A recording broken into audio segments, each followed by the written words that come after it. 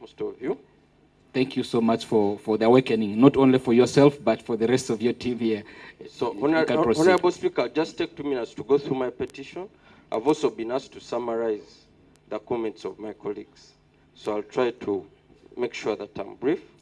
First of all, I speak on behalf of the over 2.5 million SMEs in Uganda who employ over 3 million people and account for 90% of our gross domestic product. Unfortunately, most of our small businesses collapse after 2 years, and part of the problem is that they're unable to harness the opportunities that ICT presents. With the COVID-19 pandemic, many businesses have closed. I know most of you in Arua, we had this program here 2 years ago. We had very many businesses. When we came back, some have closed. And the key challenges that we're identifying now are the issue of digital illiteracy. People do not know how to use mobile phones. We've been having a training here on digital literacy for SMEs. We found that most of the people who came have these small phones of the buttons, those ones. So that creates a bit of a problem. There's a digital divide. There's the lack of trust in digital solutions. He has mentioned about the issue of the fake messages and fraud and so on. And then there are data costs. We also have other issues, Mr. Speaker. The issue of fraud, conmen who call you, I'm from MTN, I'm from Airtel, please deposit 600,000. After that, I send you 100 million what? Shillings. What I tell them is that first send the 100 and deduct the what? The 600. So the issue of conmen is a big problem. The issue of the poor quality of services. People have talked about blocked calls, unclear voice calls, unsolicited messages, and so on. Some of the quality issues are not due to the service providers, like he has mentioned, issues of electricity. There's also behavioral issues, vandalism, which create a problem. Right, Honorable Speaker, we have the issue of local content. UCC requires all broadcasters to ensure that at least 70% of all content is local. They have done that, but they are concentrating on politics and entertainment. Everywhere you go, uncut what? Karakata, what? All that time, all that time. So I want to appeal to you, sir. We SMEs, we also need our quota, 10%. We also need to start talking about business and entrepreneurship. You see, please give me a hand clap. Why are you fearing? You clap. What should be done to resolve the problem? The Federation recommends that UCC continues with this digital literacy campaign. Together, we have trained over 10,000 SMEs with basic and ICT skills. However, we still have the issue of gadgets, which we need to figure out. You can't train someone to drive a car, and then he just sits there. He loses the skill. The issue of consumer education around quality communication services and ensuring that consumers are skilled to demand for quality products and services. We need to ease the complaint system. UCC should urge service providers to further ease the process of filing complaints. We should be able to reach you through Instagram. We should be able to reach you through WhatsApp, not just that phone number, 0008888. When you call at 3 a.m. sometimes, you may find that you don't get the response that you require. We see UCC now is more responsive on Twitter, which is nice. I see the executive director responding to all kinds of complaints, even by useless people who don't understand the issues at hand. But she still responds because it's her duty. UCC and telecoms need to crack down on fraudsters and counterfeit products. Our people go, they do their businesses, and then you sell them a fake phone. This is very bad and needs to be cracked down upon. Finally, we need to ensure that SME content, there's more SME content on TVs and radio stations to encourage our young people to start businesses, to encourage our young people to grow their businesses, instead of all the time politics and entertainment. So with those, Right Honorable Speaker, I submit. Please also allow me to summarize the key issues of my colleagues. Now, my colleague from the person with disabilities talked about issues of awareness around the use of ICT, talked about issues of poverty, talked about the issues of lack of inclusive ICT gadgets, and he proposed that sign language is integrated in the curriculum, supportive technologies are provided, and then we have more inclusive ICT designs.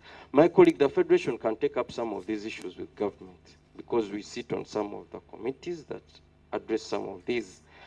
My colleague from the refugee settlements talked about access to SIM cards, talked about issues of distance and so on, which I think our service providers have had and will address.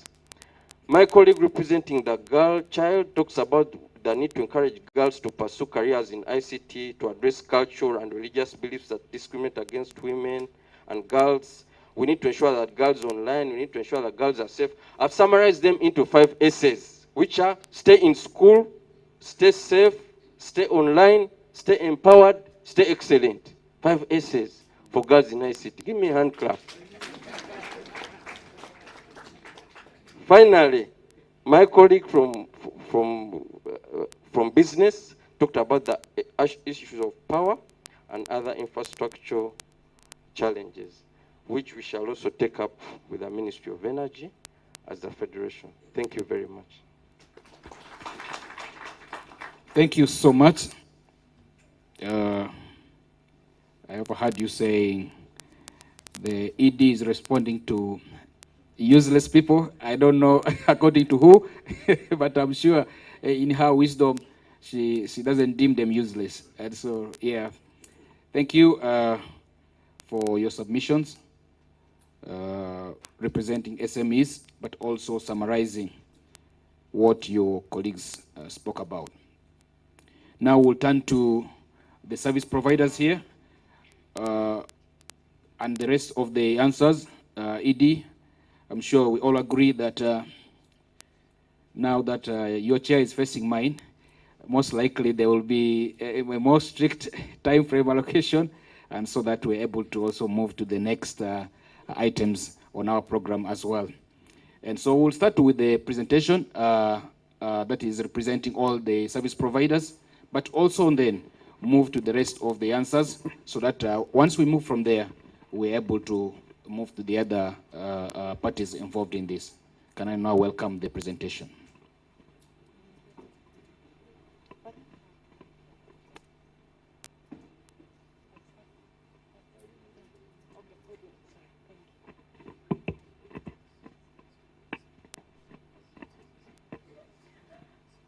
Thank you, Mr. Speaker.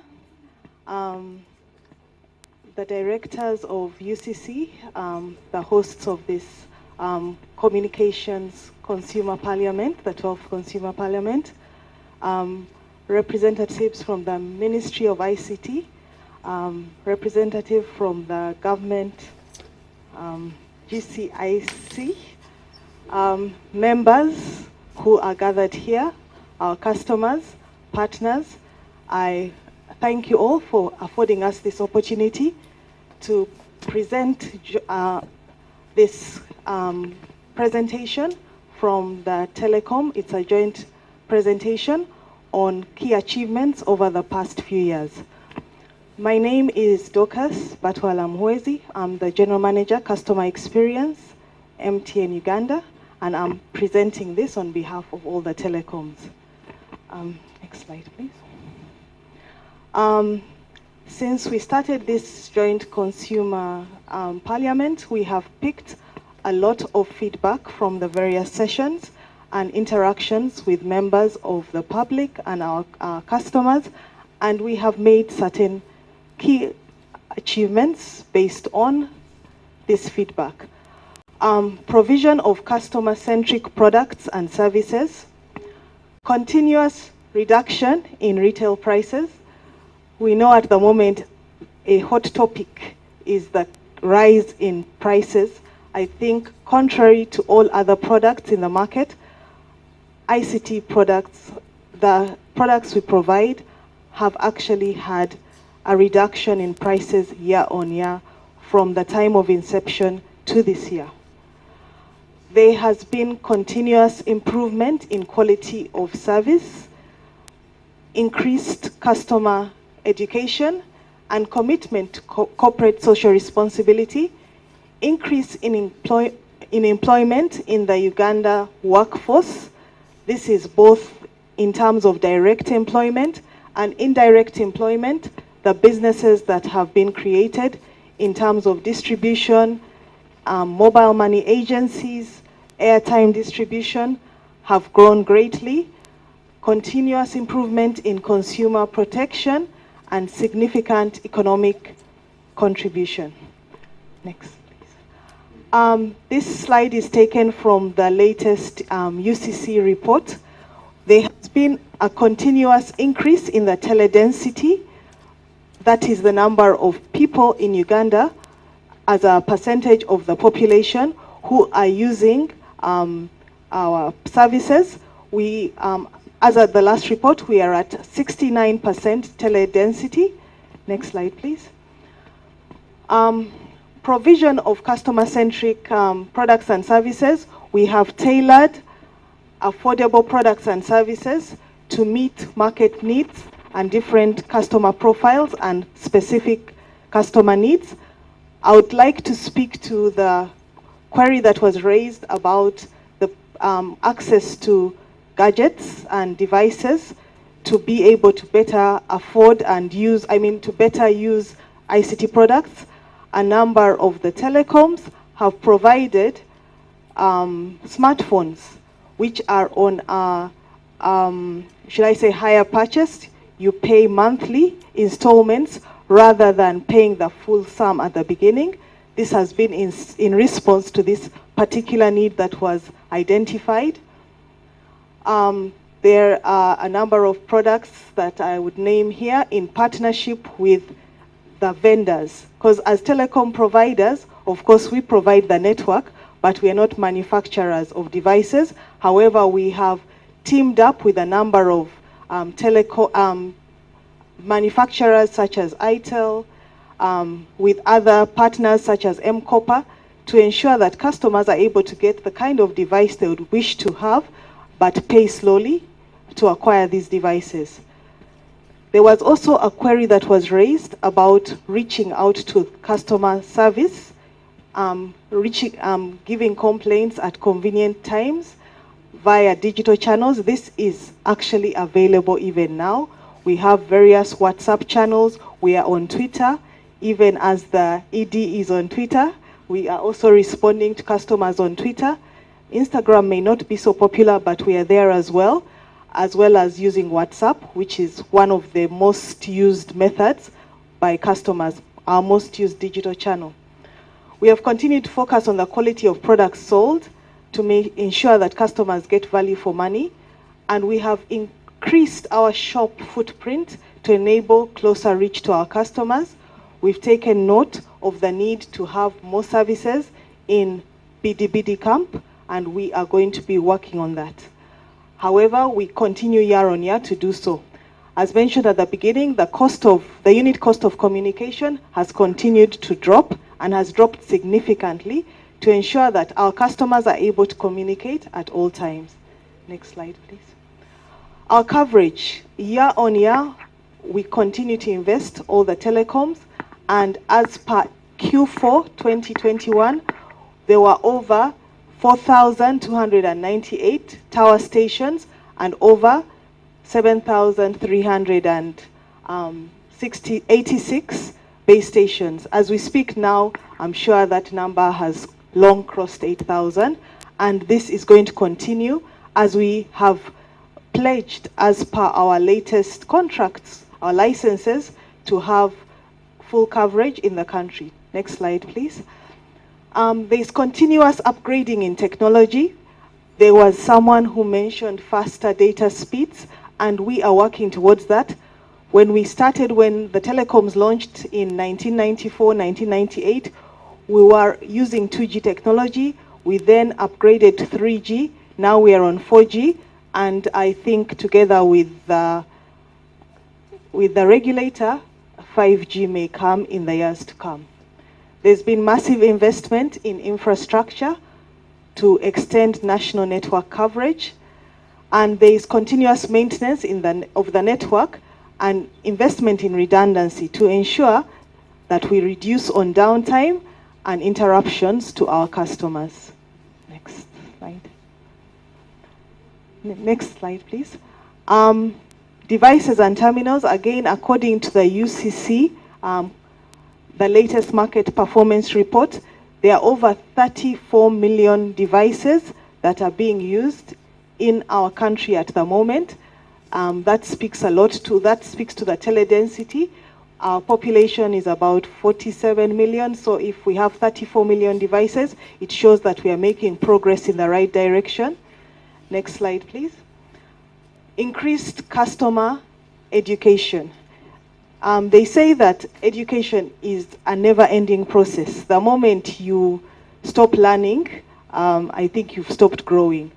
But we are continuing to invest in sensitizing the public about new and current market trends. We have created social media platforms to provide timely updates and also to provide a channel for our customers to reach back to us, to feed back to us. We have continued to educate through advertising on new products, on various media, through radio, through TV, through print. We have call centers that continue to support our customers and make sure that we are there to address any issues. We have service centers which can also be reached physically to help customers when they need that. We have regular alerts sent by SMS, over radio, at the end of every advert, emphasizing to customers the need to protect their PIN, never to share their PIN, never to share that 4-digit code that comes to your phone. Don't share it with anyone anytime. It is not for anybody except you. Don't listen to anyone who asks for anything. We also have consolidated calling numbers, which we continue to advertise. The only numbers that will be used by the operator to reach you.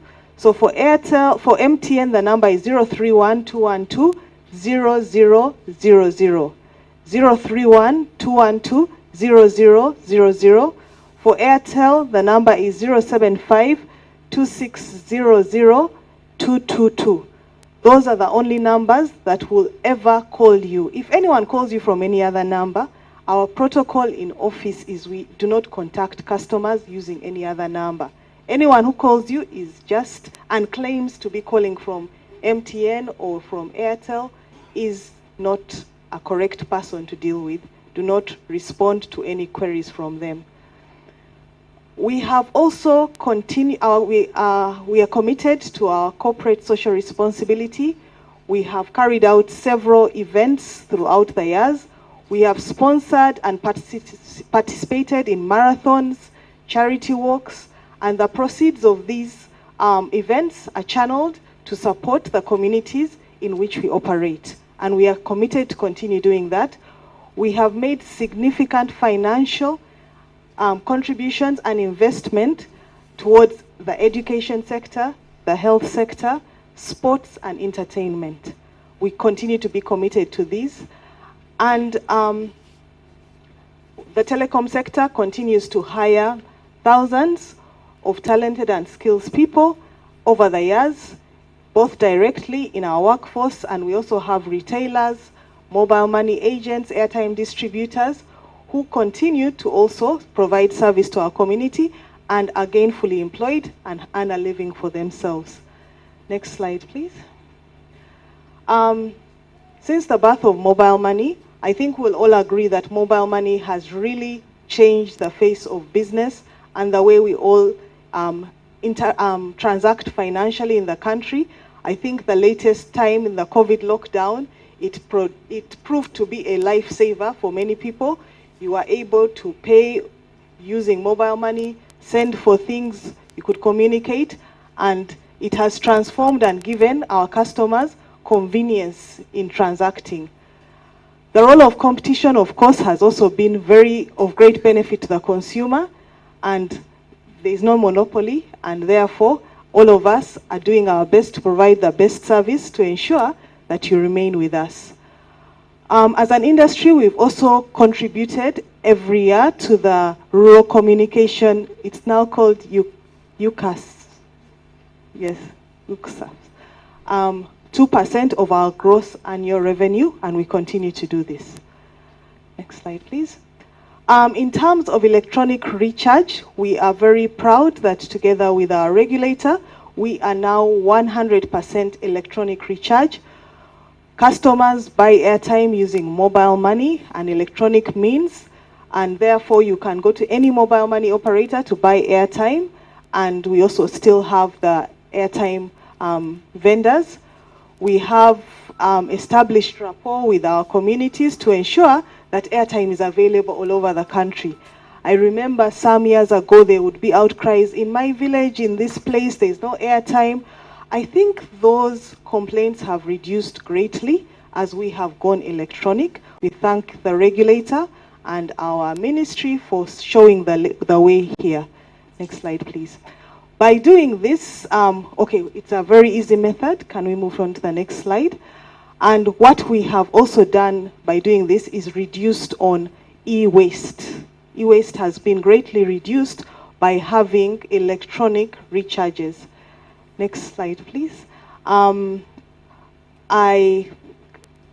think those slides speak to the fact that we can now centrally monitor and know where there is airtime, where there is a lack of float, and therefore this has helped us to improve our distribution throughout the country. Next slide, please. What the other benefits of electronic airtime is that it's a more secure mode of payment. There is traceability. You can see whether or not you bought airtime. You can track the whole supply chain. It removes the threat of forged scratch cards, which used to be a challenge some time ago. It eliminates the likelihood of a customer losing the physical scratch card. And weather hazards no longer pose a threat to stock. I will tell you that in the rainy season it would be a challenge. Some roads were impassable and so on. But now that it's electronic, we don't have that worry. Can we move on, please?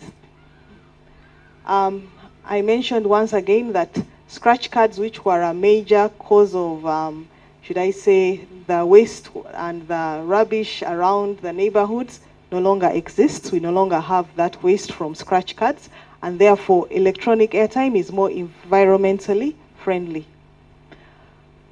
All right, then back to our theme of digital safety for all and what we are doing in this area.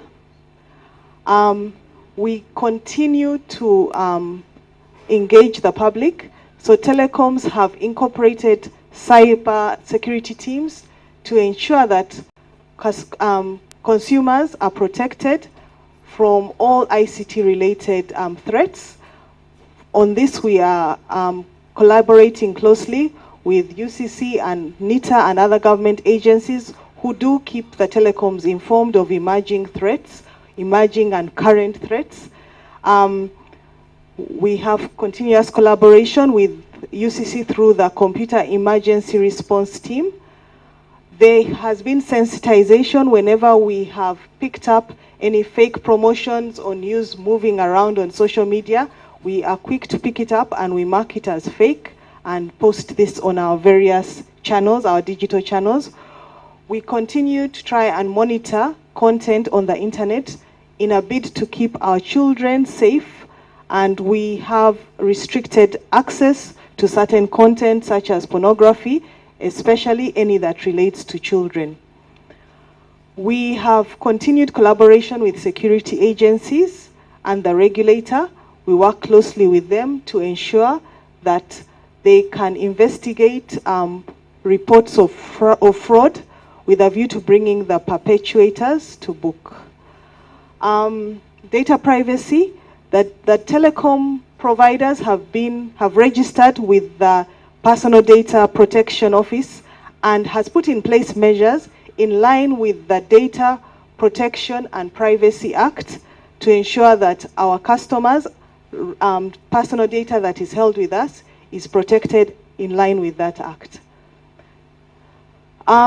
Other steps we've taken, we have stepped up on fraud awareness campaigns on radio and social media. We continue to send out messages to our customers, encouraging them, thank you, and urging them to be aware. We have, at the end of every message that customers get in terms of SMS after a transaction, we keep sensitizing customers to guard their PIN. We work on mobile monies, mobile numbers that are reported to us. If customers call us and report that these numbers are being used by fraudsters, we act quickly to investigate and block those that are being used by fraudsters. SIM swaps are only carried out in designated places as per the guidelines from our regulator UCC. Because, yes, so as we are carrying on with the campaign, do not be conned. If you are called up, someone is telling you, dial this, dial that, we do not give such instructions over the phone. If we want you to update your registration, we direct you to go to our service centers. We never do this over the phone. We've already mentioned that there are only particular numbers that will be used to call you, and we would want you to please be very aware of that. We are also reminding the public to be alert and to also play their part.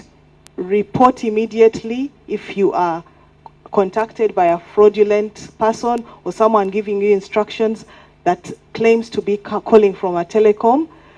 We are also urging the public to take note and take care of your SIM card. That SIM card is registered under your name. The moment it is lost or stolen, please call us and let us know so that we can block it, such that these people with bad intentions do not use your line to carry out fraud. This is a message we are also trying to let people know. When you go to deposit money, please note that it is free of charge. Don't pay money for depositing money. Our airtime is at the price that is stated. If it's 1,000 shillings you want, that is the cost of the airtime. Thank you. Next slide, please. I believe these next messages are similar to what I've already explained. I think the major point here is also recognize and set up protocols within your family. There are other scams where they say, this is your boss getting in touch with you, I'm busy in a meeting, give money to engineer so and so. Do not allow your staff to accept such written messages. Set up a protocol such that you always give instructions in a way they will recognize as genuine. Do not leave money with a mobile money agent who says the system is down, but leave it with me, I'll deposit it once it's up again. Please take care of your money, your possessions, and only transact when the system is up. What happened during COVID, I could not resist just letting you know that COVID tested us all, but we are very glad that we were able to participate and continue to support customers throughout the COVID period. We were able, sorry, could I just ask that they make the slide a bit bigger if possible? It's really shrunk. I don't know if the members of the audience are able to see. But I'll just try and run through some of the things that happened. During the COVID period, the last 2 years where people have been working at home, studying from home, the telecoms supported the government efforts, the government interventions in terms of providing space for some of the COVID response team in the early days to sit in our call centers. We provided some physical equipment, PPE, and masks, sanitizer to different efforts. We provided masks as well. We also provided some cars for monitoring. We also came up with specific products to help people working from home. There were work from home bundles at competitive prices. We also zero-rated educational sites so that students who are studying from home could access these sites without paying for the data. There were also specific bundles for different education forums, and we continued working throughout. We were able to keep the workforce up and running to ensure that our customers were supported and were able to stay in touch, were able to transact, were able to continue operating. These are the main things that I wanted to bring to the attention of this parliament. I thank you. Before you sit, you could let us know who is here when we're talking about service providers. Okay. My name is Dorcas Muhwezi. I'm from MTN Uganda. We have the managing director of Airtel Uganda. Maybe he can stand up for recognition.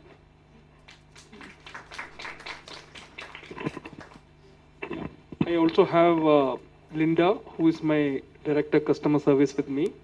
I have the acting director Andrew from Airtel Money, and I have Godfrey, who is our legal lead, and Mr. Brad.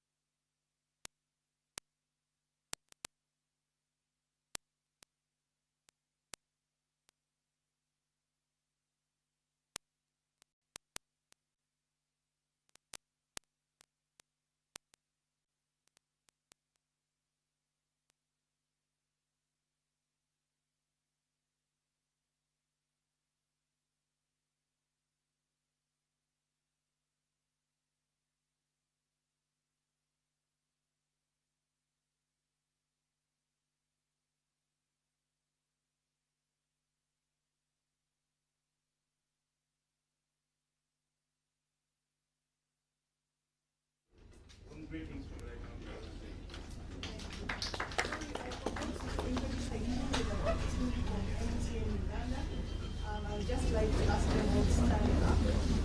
We have members from our technical department, our network department. So we have the regional manager for the northern region, Mr. Philip Odoi. We have Leah Nakunda, who's the head of quality assurance network department. We have Rachel, who is our head of customer management and training. We have Simon Kenya, who's our head of subscriber registration, and we have our colleague here from. So we also had a few others who did some other activities in the area. Thank you so much. Thank you so much. We are purposely given enough time to the service providers, and she has spoken on behalf of many other colleagues, and so this is not going to apply to the rest of the respondents. I want to make that clear so that we're able to thank you so much on behalf of service providers. Now, the rest of the the rest of the answers.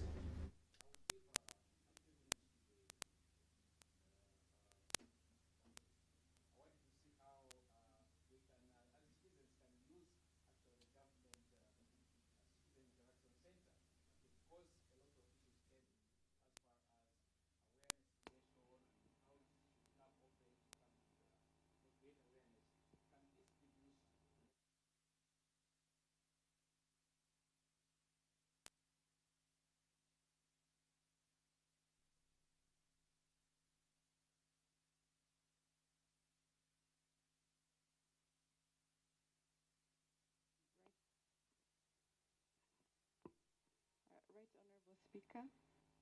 Thank you for ambushing me. Led by the ED and your teams, our service providers, representatives from the special interest groups, and the people of Arua, my colleagues in government. The Government Citizen Interaction Center has been here for 5 years, and I'd like to apologize. We're mostly on digital media, but as we all know, digital media, or what we know as social media, is really a source of a lot of fake news. And we have come to help the citizens have factual information from government, a source you can trust. So we are on Twitter mostly. Facebook is still off. So we respect what our Commander-in-Chief and our UCC colleagues have done until we finish those negotiations. We're on Instagram and so on and so forth. We do have a WhatsApp line, which I'll share a little later, and the landline. I saw that our services were mostly used during COVID. We gave support to Ministry of Health. I know a lot because everyone was in a panic at that time, and that's when I saw how important it was for there to be a platform for the citizens to interact with the government and have real information. So going forward, I will come to you, sir, of Arua 1 day, sit at on your radio and have a proper interaction. We do work with everyone else in the ecosystem. We have the Ministry of ICT. We have radio, traditional radio, print and other broadcast media. I think what we need to do is make sure we have synchronized messaging, because I'll have factual information on my page, maybe UCC, and then our broadcast people will have, messages that may be off. But I think the Ministry of ICT is working on that. We have a task force where I'm the vice chairperson. We want to, give confidence to our citizens in government through proper communication, factual communication, and timely communication. I see that I think you need to trust us more in government. The citizens have a problem there. Thank you very much. Yes, thank you so much. I think we all agree that the ambush was a good one. Now we'll move to Ministry of ICT, and there were a number of issues raised that also would likely call for maybe change of policy, how we can have more of the girls in ICT, how we can improve on the education for the persons with disability. So a number of them which were noted. Would you like to take about 5 minutes to respond, and then we come to UCC before we open the plenary? Thank you, Right Honorable Speaker. UCC for organizing this, quite amazing. Our special interest groups, our service providers and operators, government, GCIC, Arua, thank you for hosting us. My name is Jesse Yofoni. I am a Senior Communication Officer at the Ministry of ICT and National Guidance. My session is going to be twofold. I'll speak generally, almost all the questions with our time limit, and my colleague will conclude. Issues PWDs, people with disabilities, and special interest groups. Thank you. The ministry generally handles leadership and issues policy when it comes to the sector. We have quite a number of policies that we are reviewing right now. For example, we're doing the communication policy. A task force was put together, and the director of GCIC is part of the task. We have a zero draft, which is going to cabinet, and it includes mainly issues with people with disabilities and the changing technologies. We also right now reviewing the UBC and the UCC Act, but this is work in progress. These issues of amendment are for Parliament, so this will take some time, but as a ministry, we shall ensure that this is fast-tracked to cater for issues, people with disabilities and special interest groups and the changing technologies. We also, we have a government communication strategy, 2011, but as a ministry, we realized that we need a policy, and that's why we have a zero draft. The government communication strategy is actually being reviewed to put in the ICTs and the changing environment and people with disabilities. ICT is not leaving no one behind. And for the girl child, we've done quite a lot when it comes to innovations and teenagers and innovators. We have a number of hubs. We have one in Nakawa, and UICT is taking lead on that. But we shall also have hubs coming to the regional areas, and Arua as a city is planned to have a hub. And this will not only cater for the literate. There are people who are innovators and probably do not know English. These hubs are going to cater for local languages, local dialects, and people with ideas. And ideally, the girl child will be part of this initiative because they'll be given a front seat. Then for the business areas, we are handling quite a lot on BPOs. We have a council that has been set up. And for example, I do not have to be in Kampala to be able to do business with the changing technologies. Our BPOs, we're taking Uganda to the world. You'll be in Arua, but working for international companies. So this is where we're trying to take the SMEs and the medium enterprises. And we have a council already set up for that by the minister. And it's a work in progress. Then we are deliberately targeting the young people because our biggest population is youth, over 70%. And we want to engage them to use their time wisely and on these technologies. Let me give my colleague to say something, then we can... Thank you, JC. Thank you, Honorable Speaker, for this opportunity to try and address the concerns of the people here in Arua, and especially the consumers of ICT. My name is Emmanuel Mukose, working as a data network engineer in the ministry. Just to add on to what Jace has been saying, we are planning to build regional business processing organization, outsourcing organizations and centers that would really educate the locals and give them better skills and knowledge on how to sell ICTs. That would really improve things in the business sector. One of the things that was also highlighted was about internet provision and coverage, which is still poor in the region. I know this is an issue for the operator, but as a ministry, we are also engaged in trying to, through the National Broadband Infrastructure, which is the NBI. We know West Nile is one of the border towns or districts and cities, so it's given priority in our next phase. We hope that this would also address the issue of price for internet, because where the private sector can't reach, government through the Ministry of ICT and our implementers, that's NITAU, would come and provide the better services as well. There was an issue that might be outside of our jurisdiction, but given the fact that it's so highly dependent and influences or affects the development of ICT in an area, that was the issue of power. We hope and we pledge that we would work with the respective ministry, which is the Ministry of Energy, to work with the private sector, UMEME, that provides power within the region. We know that power is one of those factors that affect the development of ICT in an area. And in our current situation, we are coming up with a RARE on ICTs and ICT policy, and this point has been highlighted. So we hope to take it with serious consideration. My colleague says he has one last point to make. So he just did. Sorry, I'd forgotten a very core issue for the consumer.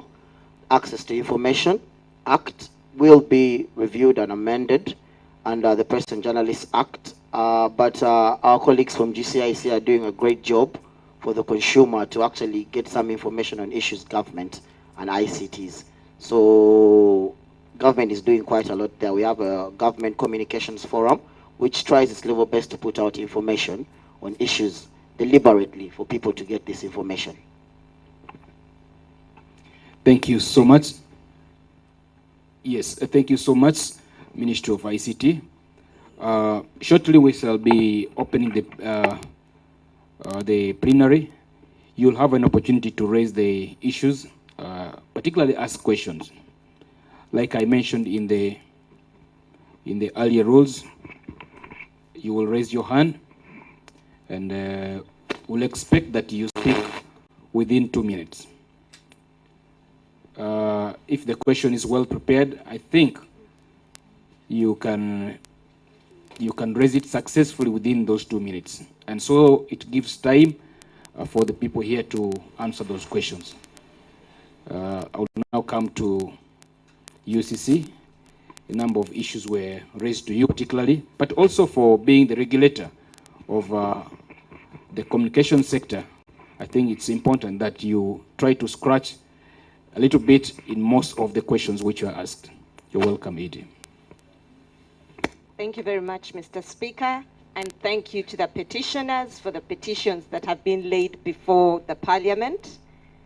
I'll start with that came in from persons with disabilities. In the communication sector, we prefer to call them persons with special needs because we believe a physical disability is not a disability but a different ability. As Uganda Communications Commission, we did mention that we have a deliberate program to ensure we don't leave anyone behind.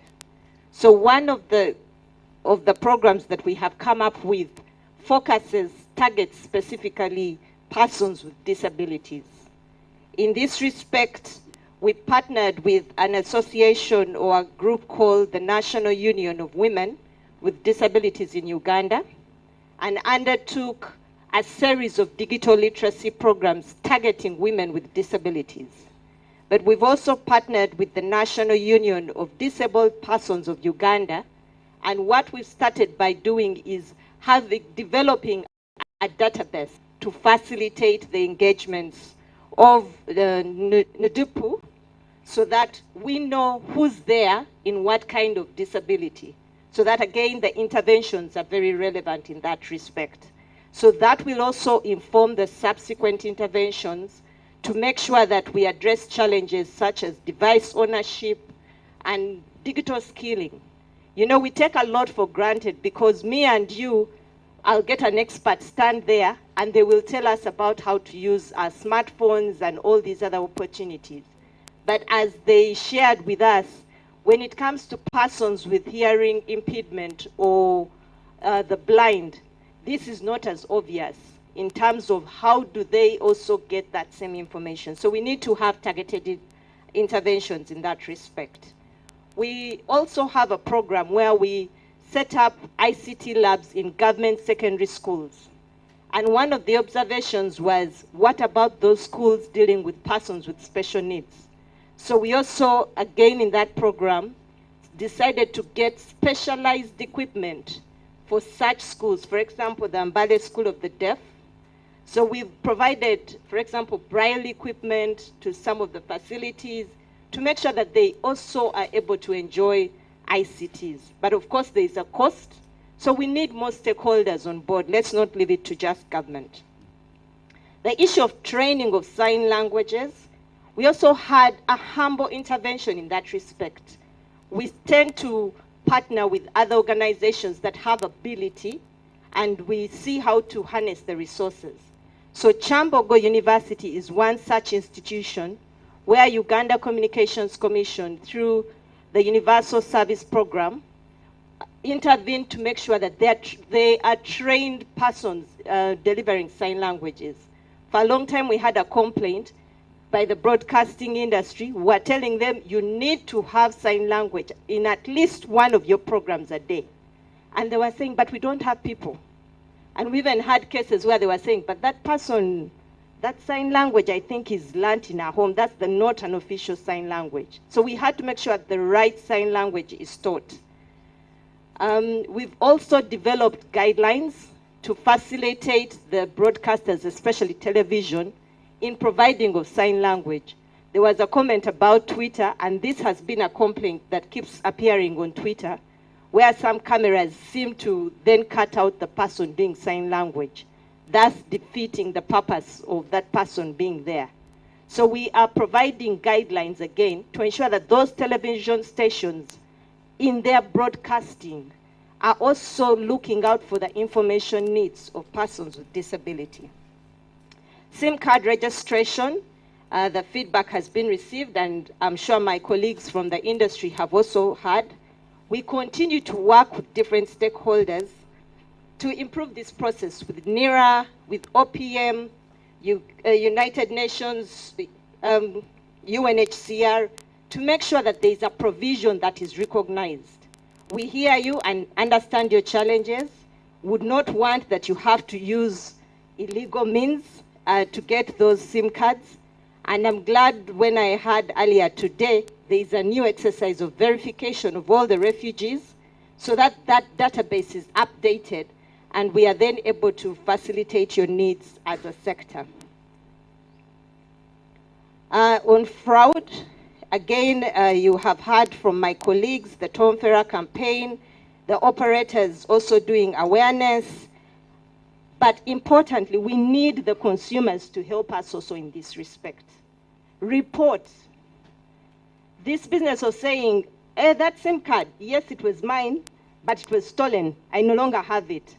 When that SIM card is used to commit a crime, you're also culpable. So when your phone is stolen, report it to the operators so that it can be deactivated, because these are the devices that are being used by fraudsters. We have persons who go and volunteer. Yes, the colleagues from the refugee camps were talking about their desperacy, but the scammers are also using this. They can tell, my brother Chizito and tell him, do you need a quick buck? I'll give you 5,000 shillings if you can register for me a SIM card. And because he's feeling it's the money. They go and register, but do not realize that these are then the SIM cards that are used to commit crime. So let us help each other and sensitize people to make sure that we report when your SIM card is lost and do not assist someone to register their SIM card when you do not know. You better know what SIM cards are registered in your name.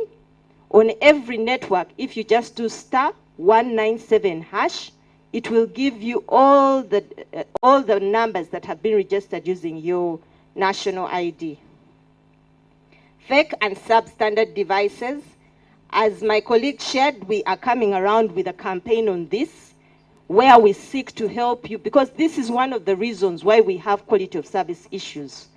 Because that phone is supposed to be performing to certain specifications. And if it doesn't meet those standards, it becomes like a body that is ailing. If my ear is not working well, I won't pick the signal well. The same way, if your phone is not made to the right specifications, it cannot pick that signal. So you'll be standing next to someone who's saying, but I can pick the network. And you're like, no, there's no signal here. But because your phone is not working to the right specifications. Mobile money regulation, we have received the feedback. As my colleague indicated, we have good collaboration with Bank of Uganda. So we'll communicate to them. And the good thing, colleagues also from the industry are here. You had the introduction of the chief that handles the mobile money in respect of Airtel. And I'm sure also the other operators have their representatives here. So this is something that they will be picking up to follow up and have discussions with Bank of Uganda. Awareness and sensitization, this is key. Indeed, we still, much as all of us here take for granted, if I started asking how many of us have phones, possibly most of us in this room will put up our hands. But the challenge I have, and even I myself, if you ask me, I can't use my phone to 100%. I don't know some of the functionalities there. Most likely, I won't even ask my brother Joseph because it is the reality. You probably just know one functionality on your device. Now, there are many of us like that. But as a result, we are not getting the full capacity of these devices and ICTs. So we still have a lot of work to be done in terms of raising awareness and in terms of creating literacy. We have programs that we put in place where we're trying to make sure that it is not the barrier. Let us help every Ugandan to know there is this opportunity called ICTs. It can help you as an individual to overcome some of the challenges in your daily life. What do you need to do? Because not everything we are going to learn in school. We could sit here and even get a crash course on quickly how to use our phones. So we need to have more programs like that. I've already mentioned the programs we're doing for persons with disabilities. You heard from our petitioner of the SMEs, the program that we're doing for SMEs. As I said, saloon owners, mechanics, carpenters, all these ones are being trained how they can use ICTs, and women. We also have a program in schools where after putting those labs, we realized we have another opportunity. These children of ours are going to compete with children who start coding in as early as primary school, because the world is now global. So we are preparing our children to compete in that global world. So we started what we call Ict Clubs in the different schools where we've put computers. And in there we are teaching them different skills about ICTs, how to maintain equipment, how to do applications, so that, as you heard the one that was launched in Arua, we can do our own applications. We don't need people from outside to come and tell us what we need. We have the brains, we understand our problems. So we just need the skills on how to develop those local solutions for ourselves. We even have programs. One of them is coding in heels. I like it because it's just saying, it's not saying that you have to wear taekwondo shoes to do the programming, but it's just saying women can also write code. I remember when we finished university, I went for my master's and the lecturer was asking, so how many of you have done programming? And I was thinking, yes, in my final year, I had a lesson in that. Then I realized what the lecturer was talking about was very different from what I had actually done. So this coding in heels is demystifying this myth that makes people believe that you have to be an engineer to code. You can be a lawyer, you can be an accountant, you can be a farmer and still write code. You just need to be taught how they write code. So there are different programs like this, and we invite more stakeholders, because it's not going to be government alone to do everything. There are so many stakeholders there with very good programs, and if we harness these resources, we can achieve a lot as a country. Data costs, indeed, this has been a pain, and Doka spoke to that. You'll be surprised to know that on the mobile side, our rates are lower than some of our sister countries in the region. But as a Ugandan, that doesn't make me feel better, because me, I'm feeling the pain as a Ugandan, not as an East African. So we are continuing to work with the operators to see what are those issues that are still making the cost of especially internet to be high. One of the things, we need more users on board, so that all of us share the cost of that service provision. That way it is spread out to more people. The other issue is what my colleague representing the vendors mentioned, electricity. So we also have that challenge impacting the sites, the cost of maintaining the sites that are around the country and powering up that infrastructure. For as long as it runs on diesel, then it is going to be high. So we need to address all those challenges and then make sure we can enjoy and have everybody afford ICTs. Electricity, indeed, my colleagues from the ministry have already committed to take it up with the counterparts. We've had some work done with our counterparts as well, but more needs to be done. But many times I keep telling Ugandans, let us stop waiting let us also look at what are the alternatives that are already available to us. How can we harness, look at the beautiful sun outside. How can we harness this for our needs? So for some of our basic needs, for example, when we talk about smartphones being taken on in households, the smartphone battery runs out so much faster than the feature basic phone. You find yourself having to charge almost every day. Yet the iron will take 3 days before you charge, or even a whole week. Meaning that if we are going that direction and wanting every household to have a smartphone, we need to identify what then is the solution. If the household has no power, does that mean they can't have smartphones? As a commission, we have a project that we are undertaking where we've provided a tab or a smart device to every household, starting with the poorest districts in the country. And we put one in every household. And how do we power it? With solar. And this was after engagement with industry players, that this could be the solution. The same way now we are powering a lot of our bulbs. Yes, we can have a solar charger in the household, and therefore I invite all of us to look at these alternatives. Local content, I loved that intervention. Indeed, we need to address our own local content.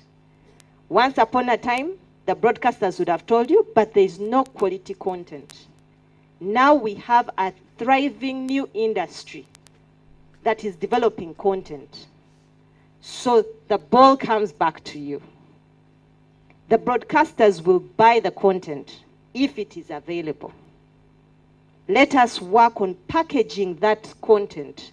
The broadcasters will tell you, you know, but the audience, this is what they want.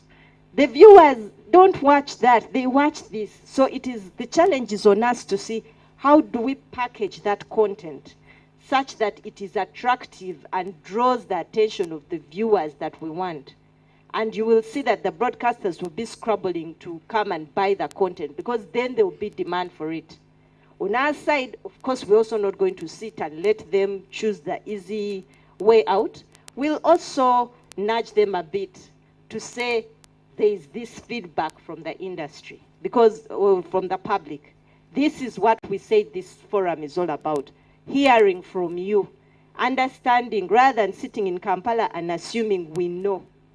We want to hear what are your pain points. So, Mr. Speaker, as we go into the next session, I'll encourage the Parliament to come out, bring out what are those pain points, what are those issues that are itching you, that you need government through the Ministry of ICT, the regulator, or the industries, including the broadcasters, to address. Thank you very much.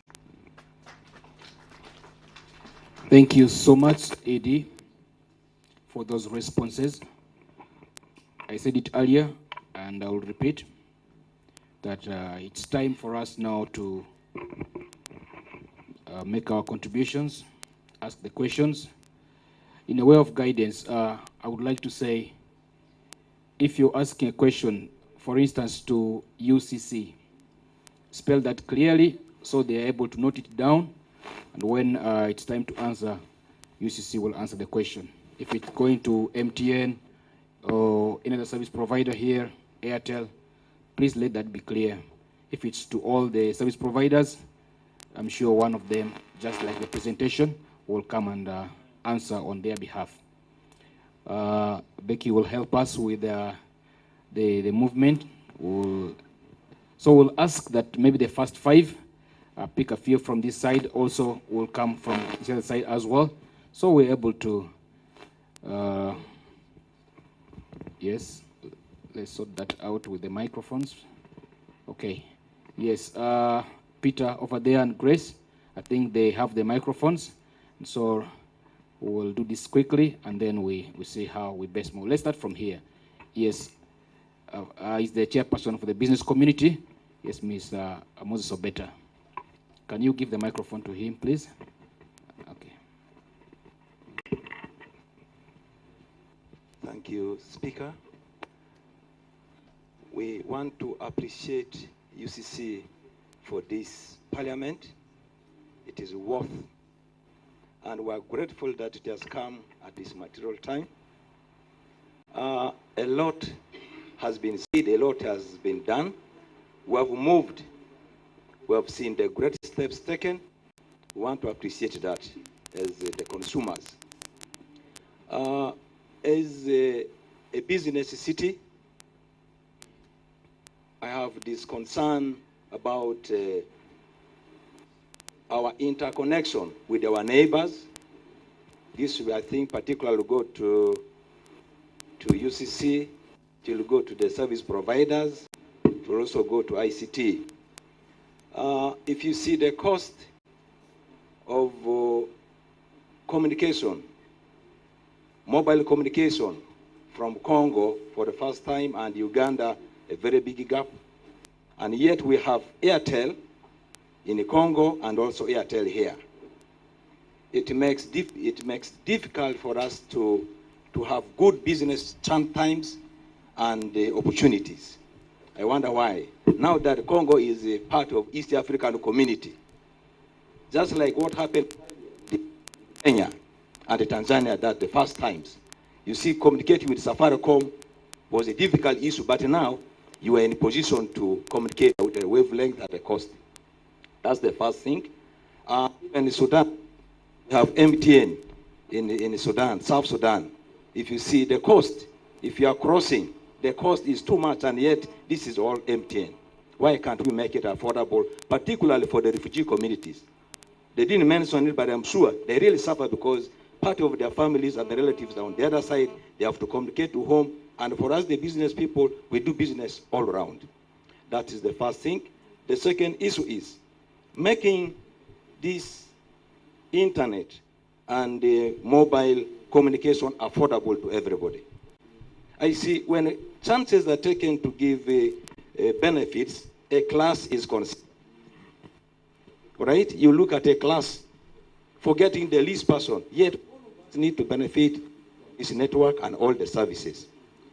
And ICT, why don't you put in efforts to talk with the manufacturers of phones that there are particular phones designed to fit the least person? Very affordable. I'm a businessman, I know we all deal in numbers.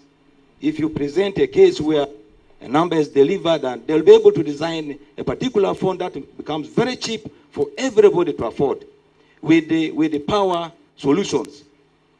And also, if we can have, I like the fun Rebecca said here. When you reach your village, everybody asks for a hotspot. You provide them. Because for you work with the UCC, you have the money, you load in data, they enjoy. Why can't UCC take this as a learning point? Some particular points in all the towns or all the villages in Uganda for people to come around to enjoy internet. Thank you. Thank you so much. I'm not sure if Becky will agree with the assertion that because you're at UCC, you have money. I wouldn't want us to take that. But thank you so much, Mr. Moses Obeta, Chairperson for the business community. Let's move. I see, okay, since we are live on UBC, we will first give priority to him because I'm sure that would be in order. My name is Mike Sebalu. I work with UBC. My question goes to Airtel. Airtel and data. You buy, let's say, 7 GB at 20,000 for a week. And the moment you load that data, in about 30 minutes of consumption, let's say you've downloaded about 3 songs and each song is 3 MBs, they send you a notification of you've used 90% of your MBs. And apparently if you go and you go and check with the data, you'll find that you still have your MBs, let's say about 6 point something GB. But if you do not actually go and check, they cut the data. Let's say they will take about 2 GB. So I'm asking, is the notification you send, is it really to inaugurate my mind that you're now going to take my data for free or something like that? And if so, the expenses we're talking about, Kenya being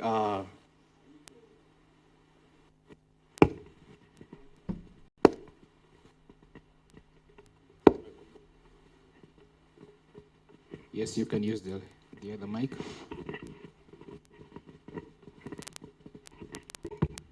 The issue of expense. With data in Kenya, they might be a little bit expensive, but the fact is, when you pay for 7 GB of data, you will use this GB in the right way, and they won't take it for no reason.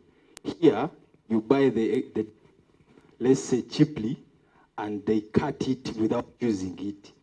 So I want to know from Airtel, how do they? Okay, thank you so much. That's the second question. We are picking the first 5, and then we will have answers before we move to the next round of questions. Yes, can we have this gentleman? Yes. Thank you, Mr. Speaker, for having given me the opportunity. I think I have some few issues which I'm going to raise within the 2 minutes allotted. First of all, I need to thank the UCC for having stopped the unsolicited messages that had been causing mayhem to the customers, which had been happening some years back. Second, I also need to thank the telecom service providers for having given right service products. As of before, we used to have a lot of apologies from telecom companies. As of now, the number of apologies are reducing. Because I happen to work for a telecom company for 5 years, but then there are a lot of apologies we are coming, or we are going back to the customer, which were not okay.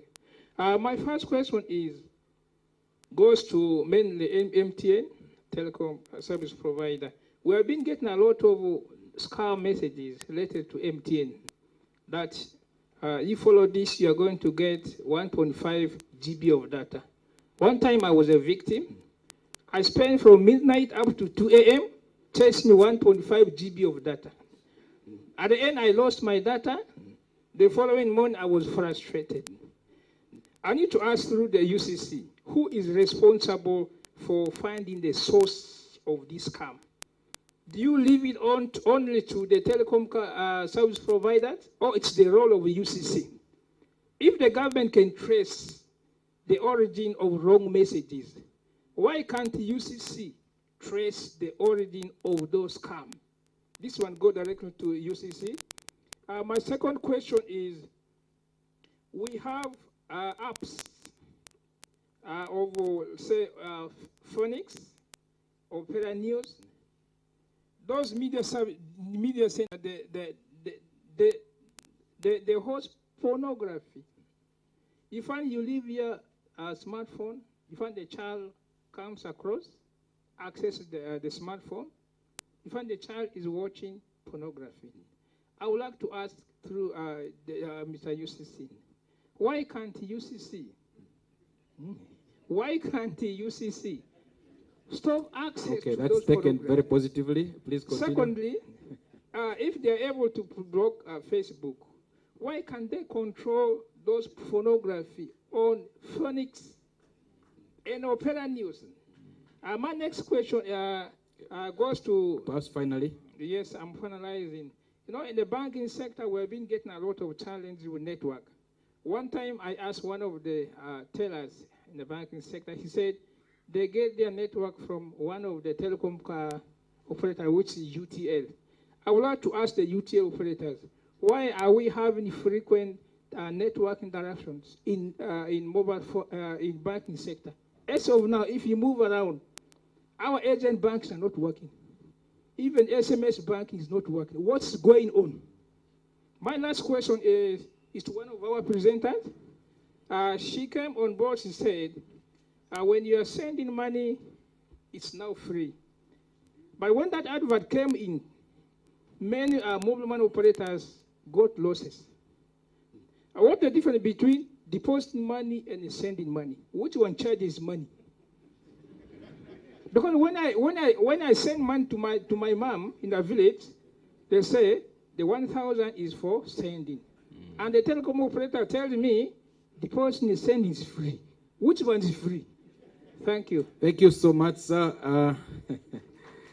So we will go to the fourth question, but before that, there is a message here. I thought I just should send it from the Honorable MP for IF East constituency. He's also asked the question here as well. And so maybe you will allow me just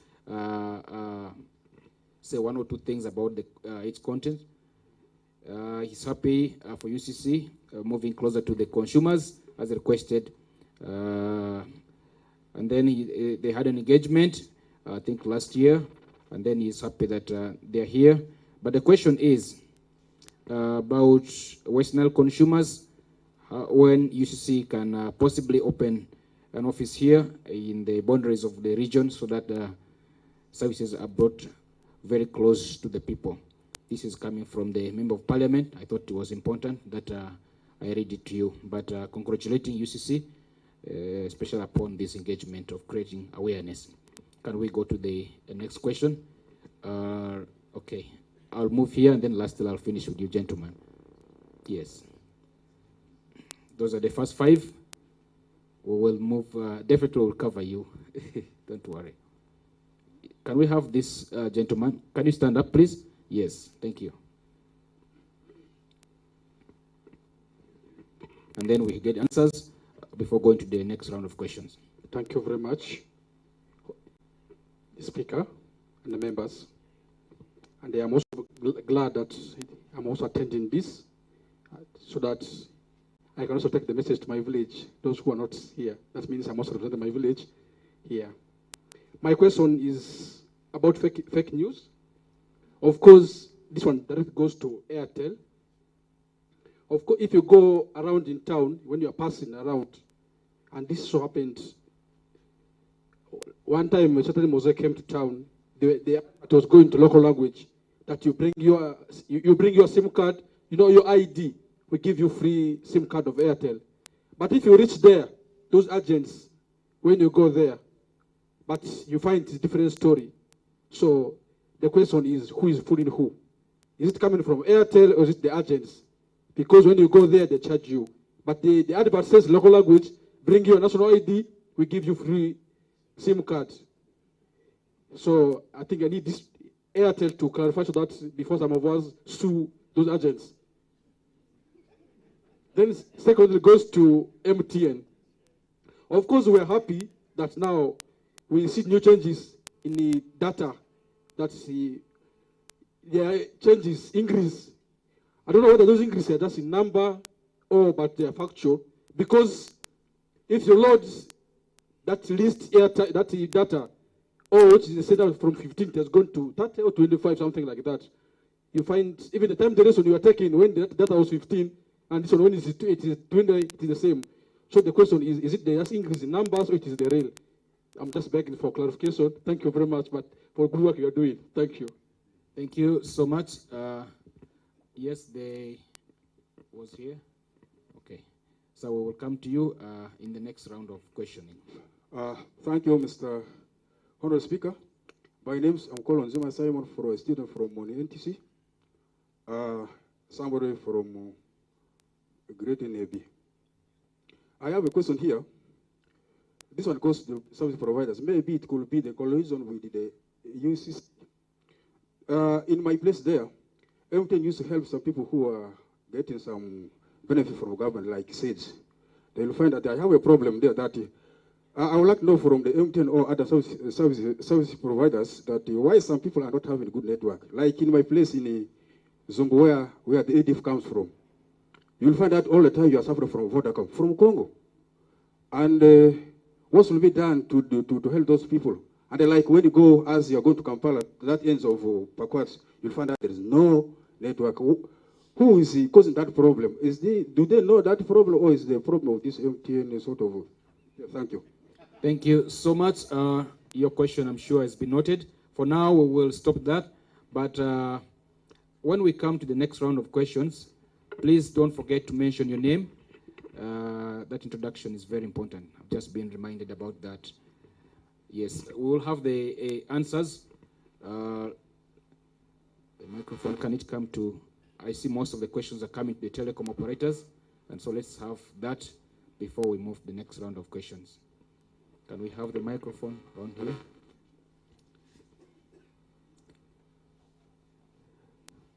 Yes, let's have the microphone come here so we can get some of the answers for now. Please answer as brief as it can be, but satisfactorily.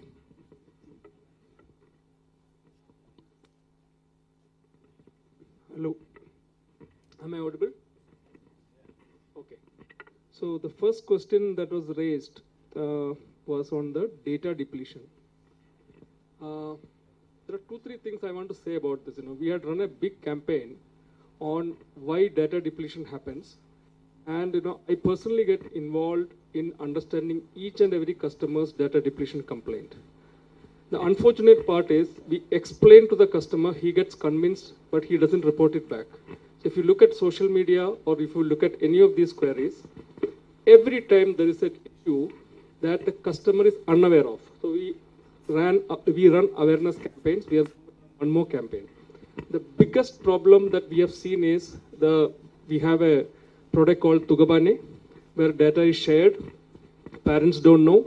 Children utilize their data on games, watching videos, and then the parent comes and complains. So we have just categorized these complaints, and majority of the complaints are your data sharing being used by somebody whom you have authorized, but he doesn't keep you informed.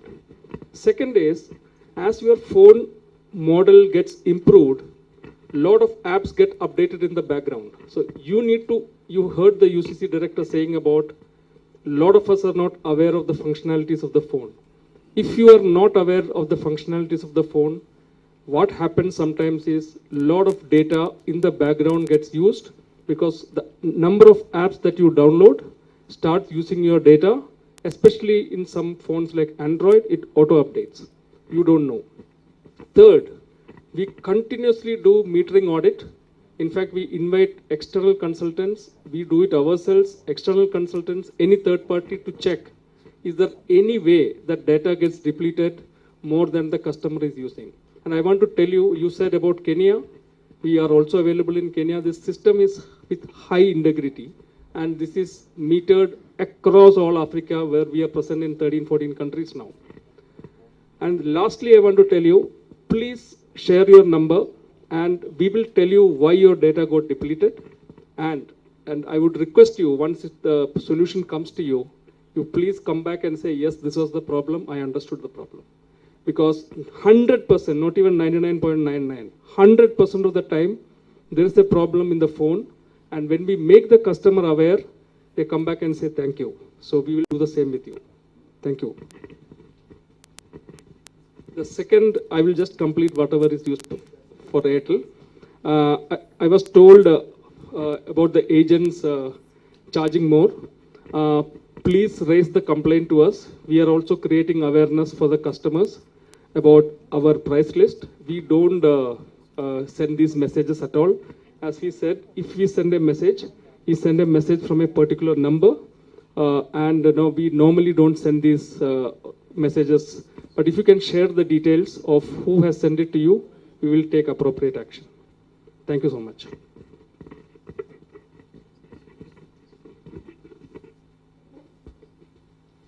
Yes, let's still to MTN, because the number of questions came to MTN. Thank you. I took note of a number of questions. I will not address the same ones about data depletion, because it's the same about all platforms. Maybe just to add that we'll have to maybe liaise with the regulator more about usage of our phones. There is a part in our phone that talks about data usage. It actually shows you what applications you've used your data for, and you can set it up in a way to keep prompting you when you've used a certain number of MB or GB. But that would be, depending on the kind of phone you use, there are different areas you have to look for that information. I think that should be part of our literacy campaign. If you'd be so kind, Madam Edie. I think that can help all of us to start understanding what are the different things. there is a feature, okay, if I may, you may indulge me. There is something in WhatsApp. When you are joining a WhatsApp group, it says, should you automatically download all media? So people keep sending like videos, TikTok clips, and so on. Now, if you have the auto downloading, even if you have not opened the message, it is downloading onto your phone every media clip that comes, and this could inadvertently also use up data without your knowledge. But there are many, many other things, and it would need some time to continue to sensitize and share more information on how to manage data. So the issue about the cost of calls to DRC and South Sudan, we are ready to continue receiving feedback.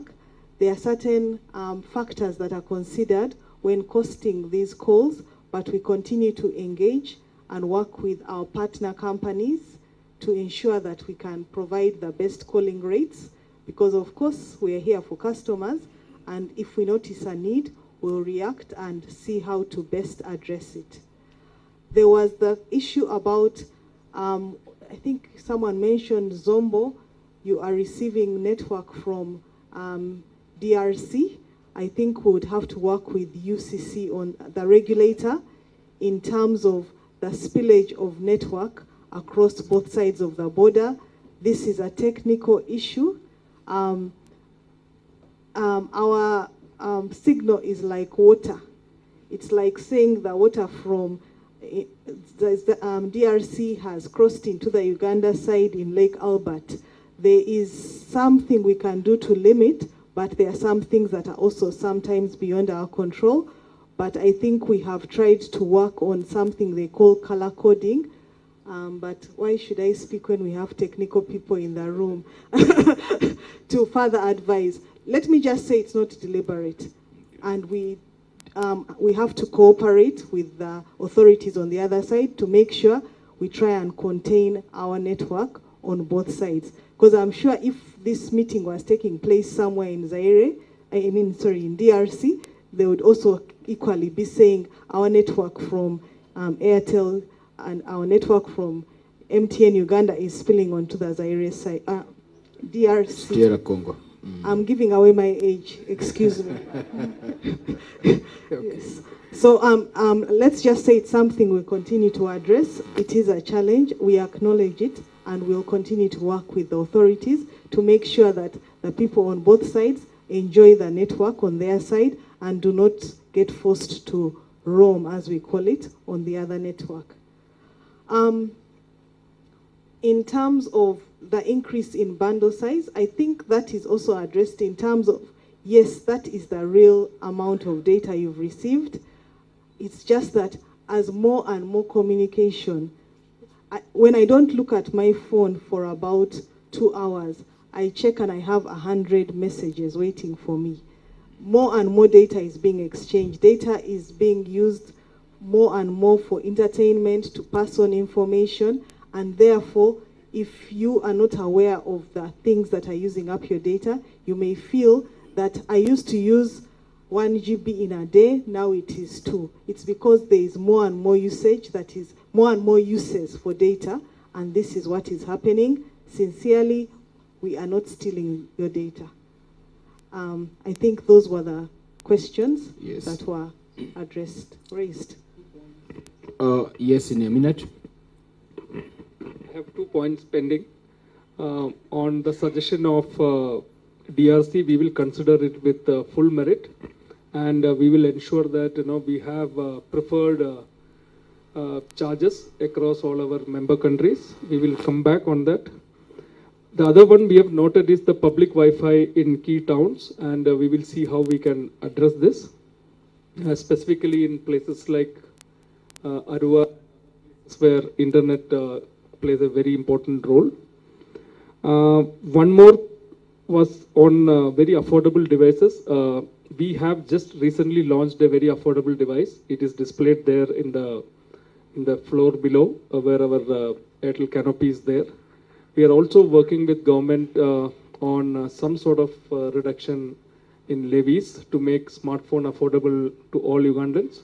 And I think, this is something that we will be await good news from the government. So I hope I have responded to all the questions raised to me. Yes. Thank you. Thank you so much.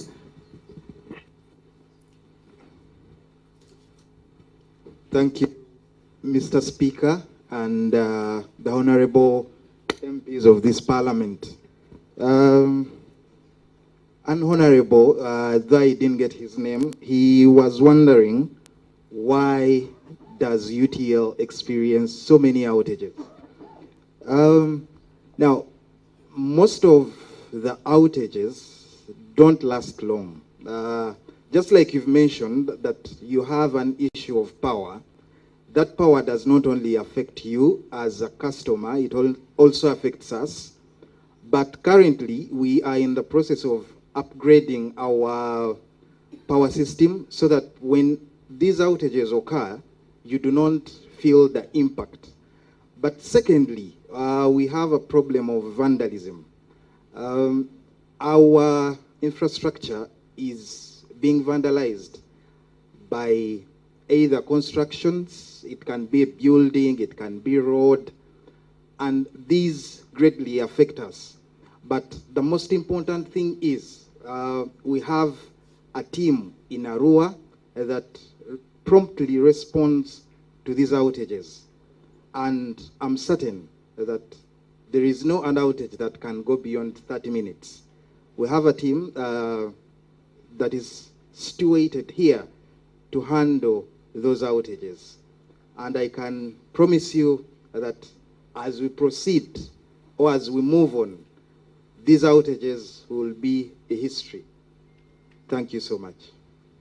Thank you so much. Ministry of ICT, the Chairman Business Community is asking, can we have extremely cheap phones? He didn't mention a price of how cheap that could be, but is it possible to ensure that in some of the very remote places, perhaps where poor, extremely poor, I think that's what he asked, can we have extremely very cheap phones? Can we have the microphone here? We're still giving answers before we, yes.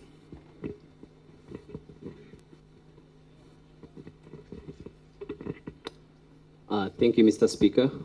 Addressing the concerns of the chairman of the business community of Arua, first, you talked about the internet affordability and the high expense of the devices, which some of the people in the private sector have tried to address. Though, from the government side and the ministry, government is engaging certain investors and innovators to start manufacturing cheap devices that are tailored for the Ugandan market.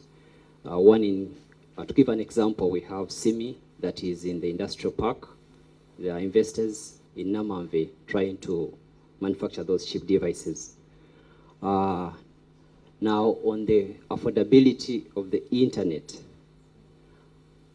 as the Ministry of ICT, we are trying to engage our sister ministries because, one of the points that are highlighted that drive the cost of internet high in Uganda from the consumer side is the high tax burden. So we are trying to engage our sister ministry, the Ministry of Finance, to see if we can levy the taxes on ICTs and even ICT devices so we can have our consumers here be able to afford that. Now, on the other issue of interconnect with DRC, our neighbors, why are the costs different? The private sector did try to touch on this.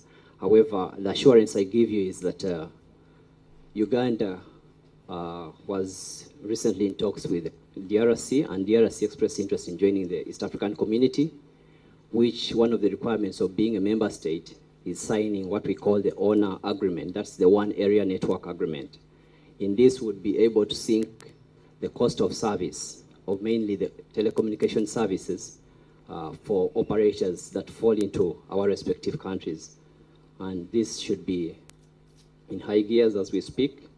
Soon we will have our costs synced. Then for free internet, we did have pilot projects within Kampala and Entebbe, but we hope to extend that to the other cities where we would have free internet spots that we can try to provide for the business hours.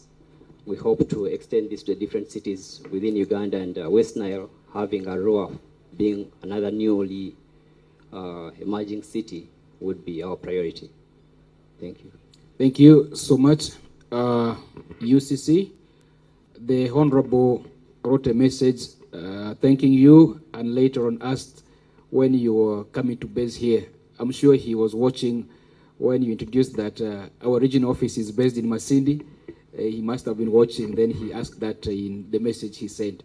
So, you're welcome.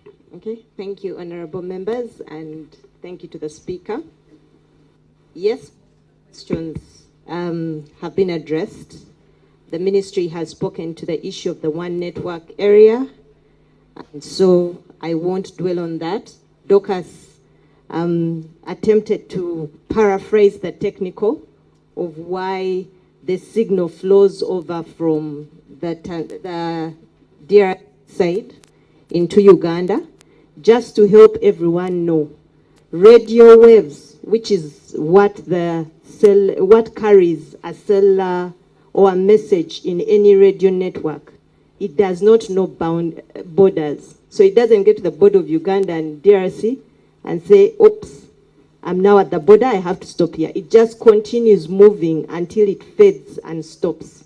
So if the mast of the provider on the other side of the border is close to the border, their signal is going to be stronger across the border, because it is like how you hold a torch facing down and the beam goes wide. So that beam will continue into the Ugandan border. And if our operator is not very close to that location, their signal will be weaker than the signal of the operator in DRC. And all a phone does is try and pick the strongest signal that it sees. Now, because there are already agreements between our operators that the other customers, when they come to Uganda, can use our network, the other operator then allows you to use their network.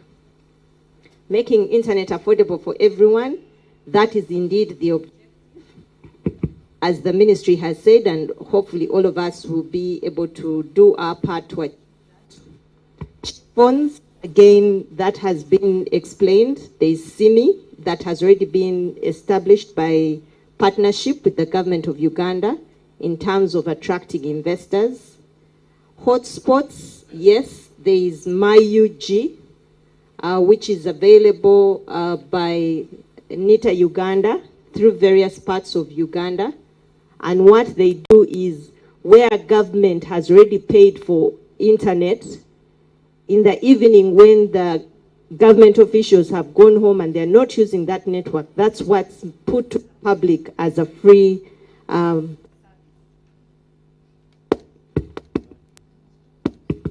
So you'll find this in some locations. Again, there is a website you can go to find out where MyUG is located.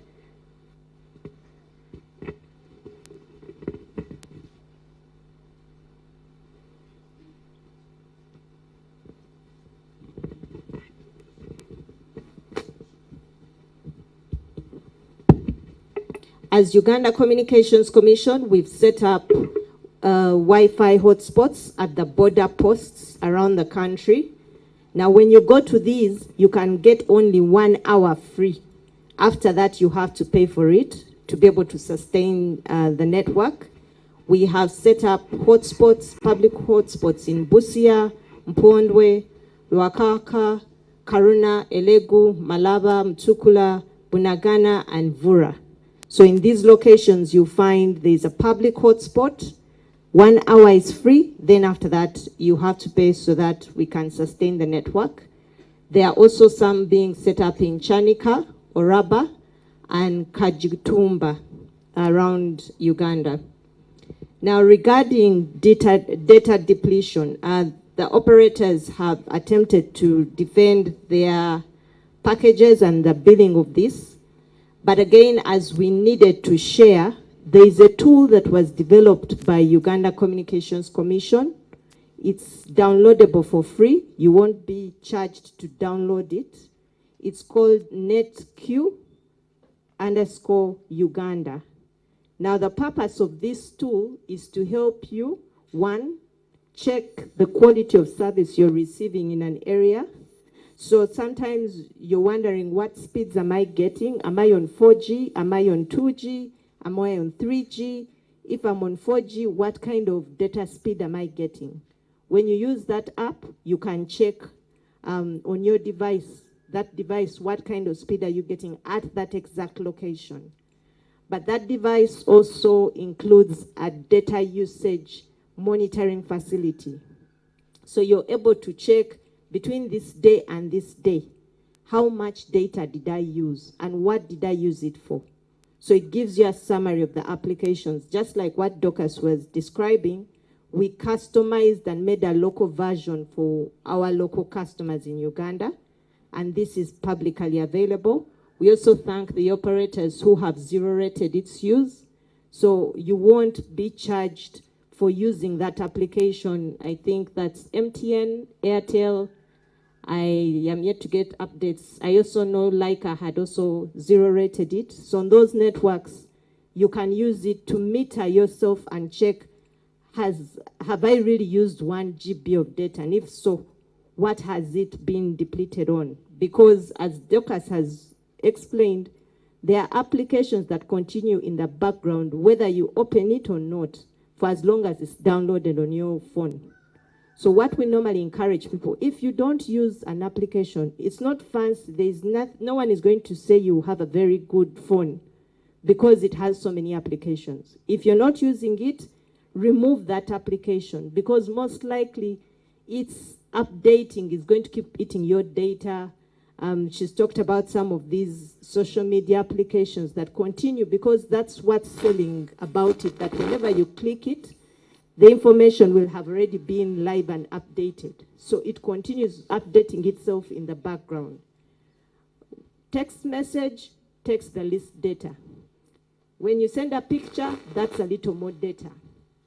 When you have any communication that includes audio or visual, that's even a guzzler.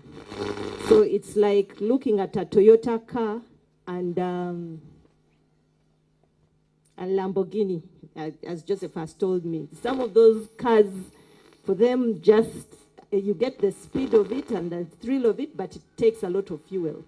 So the same way, even with data, there are applications that we call guzzler applications. When you listen to music live, when you download movies, just know a lot of your data is going to be sucked up. Scams, why don't we trace them? Good question. Yes, we may trace them, but the internet is borderless. It's all over the world. So in many cases, we find an origin of a scam, and it's actually in another country.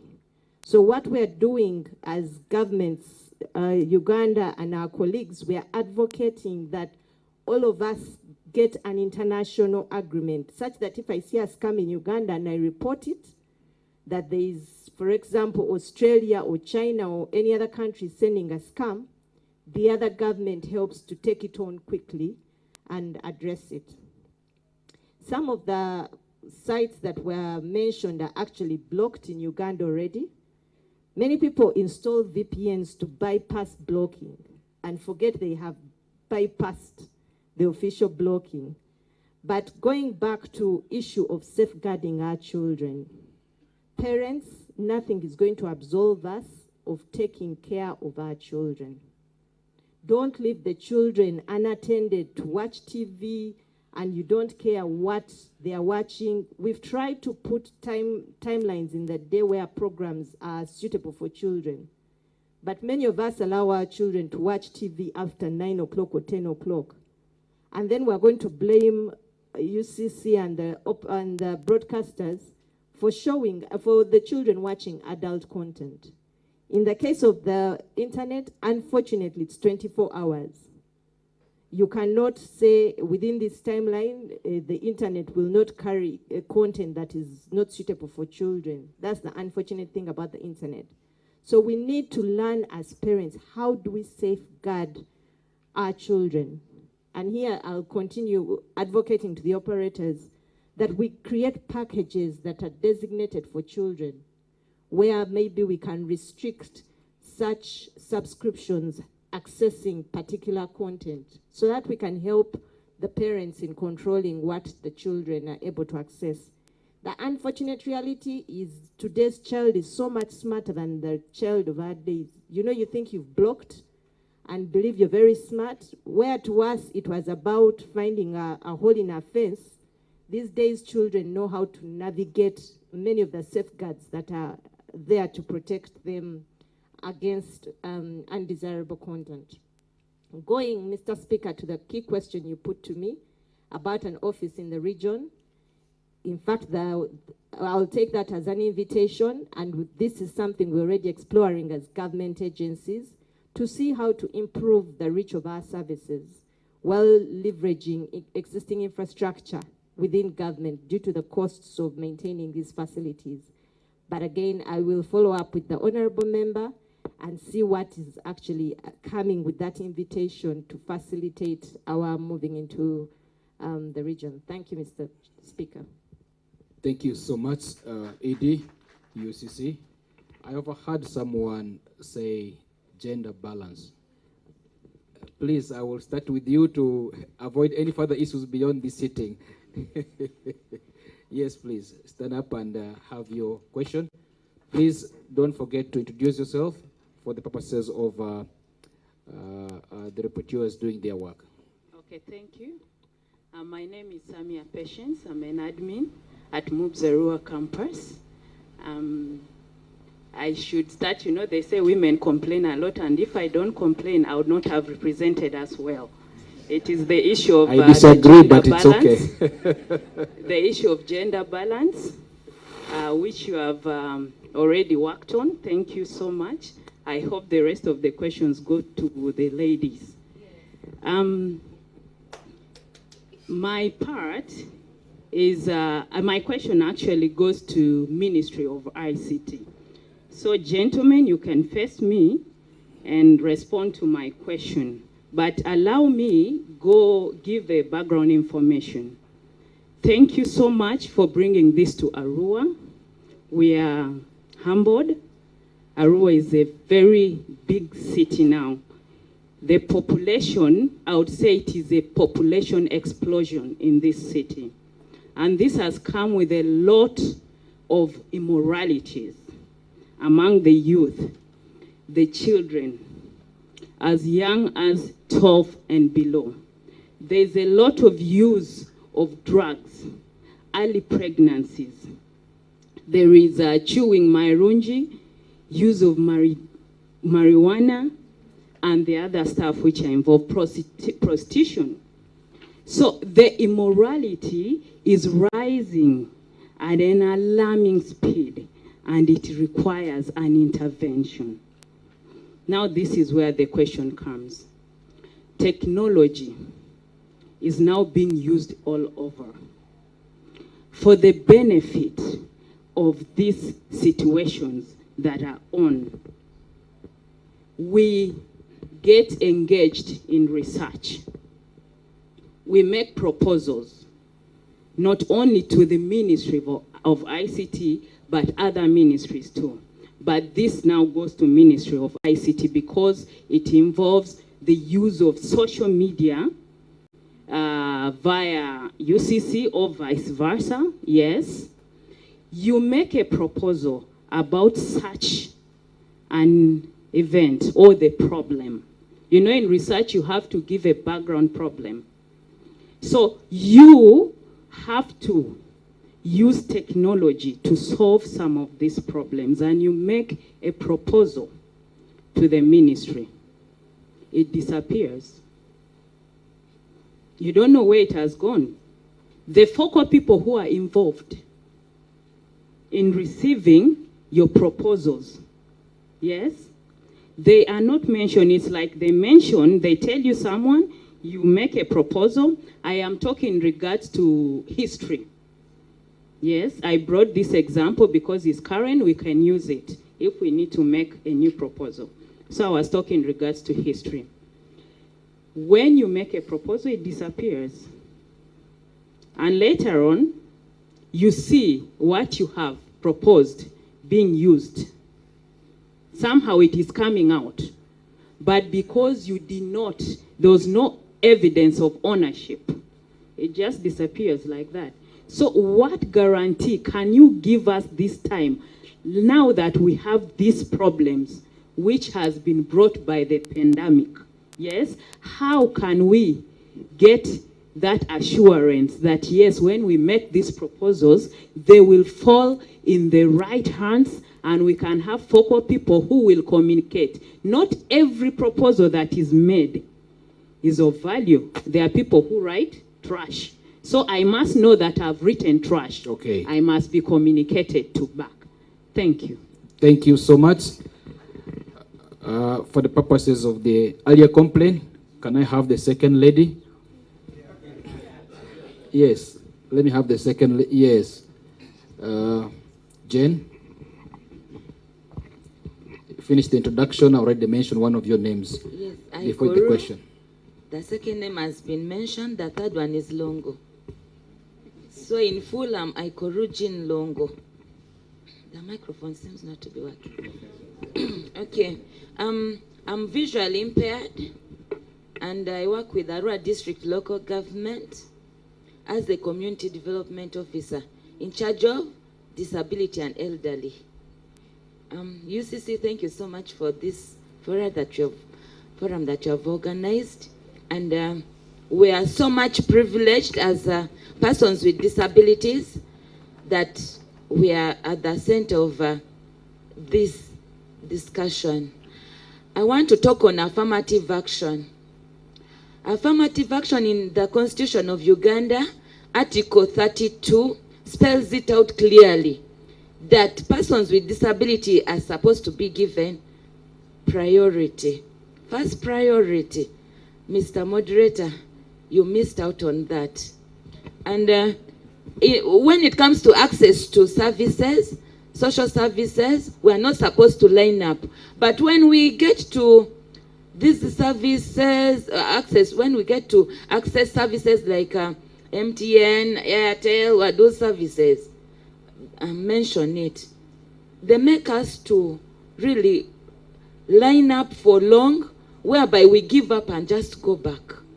So I want us to, as service providers, I want to caution us to be very conscious of persons with disabilities, because the law protects us so well.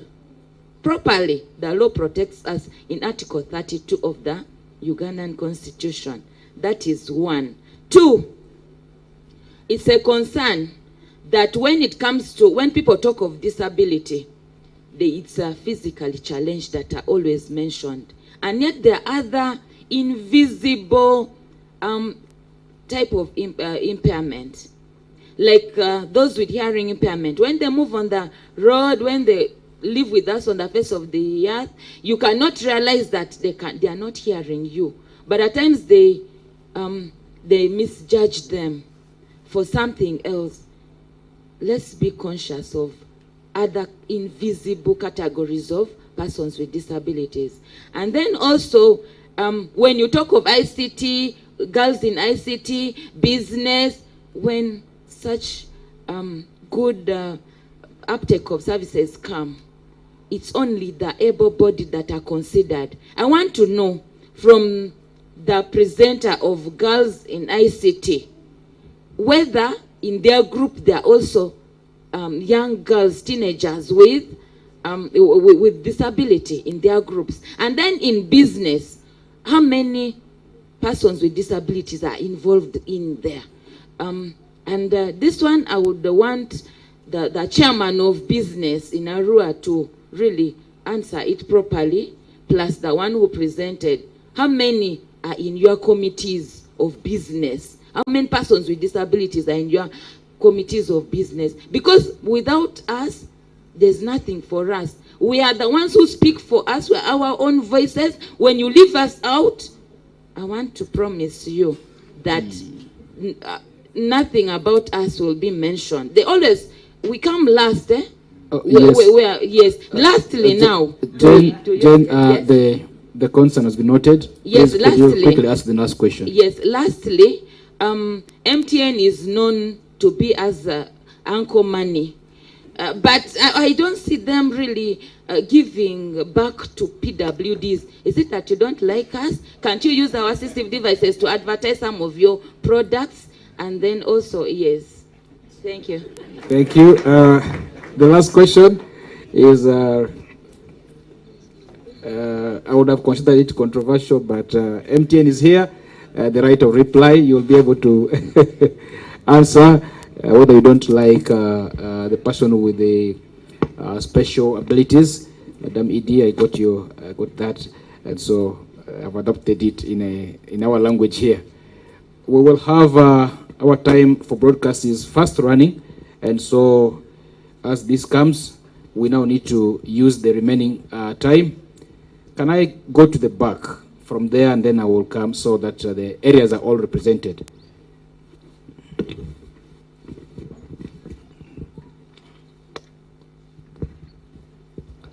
Yes, my voice is a little bit high, but just adjust your ears. Mr. Speaker, I have just three.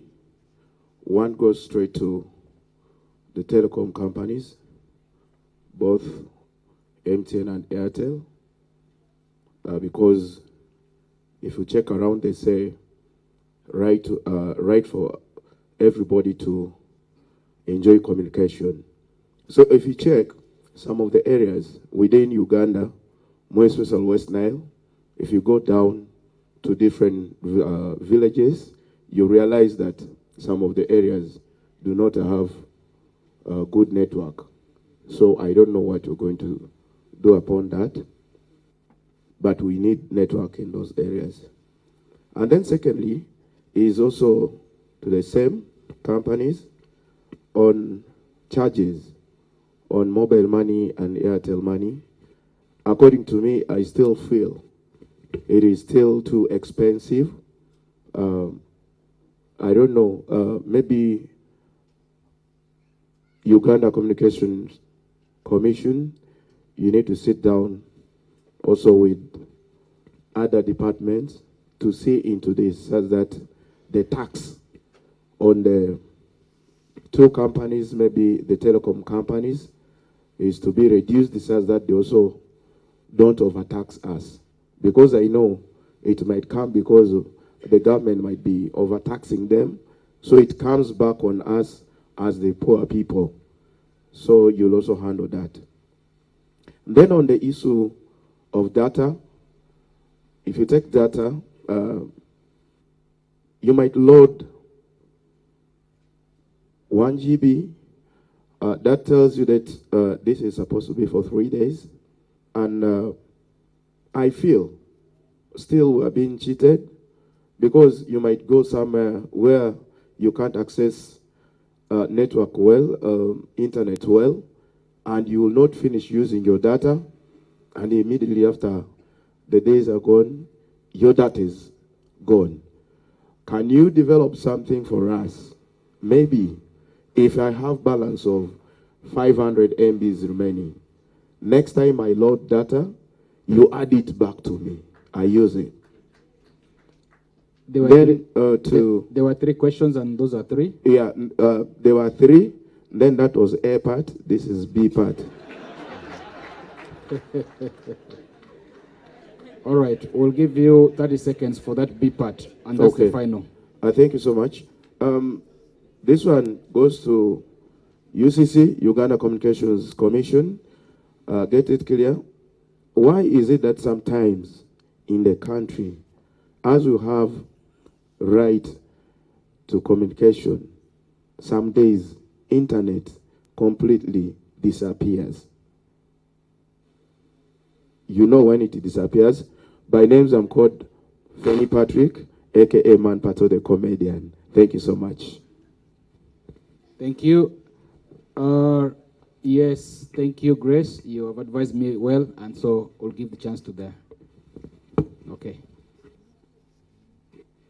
Thank you, Mr. Speaker. I'm called Susan. Say it again. Your mic has a... I'm called Onjir Susan Maicho.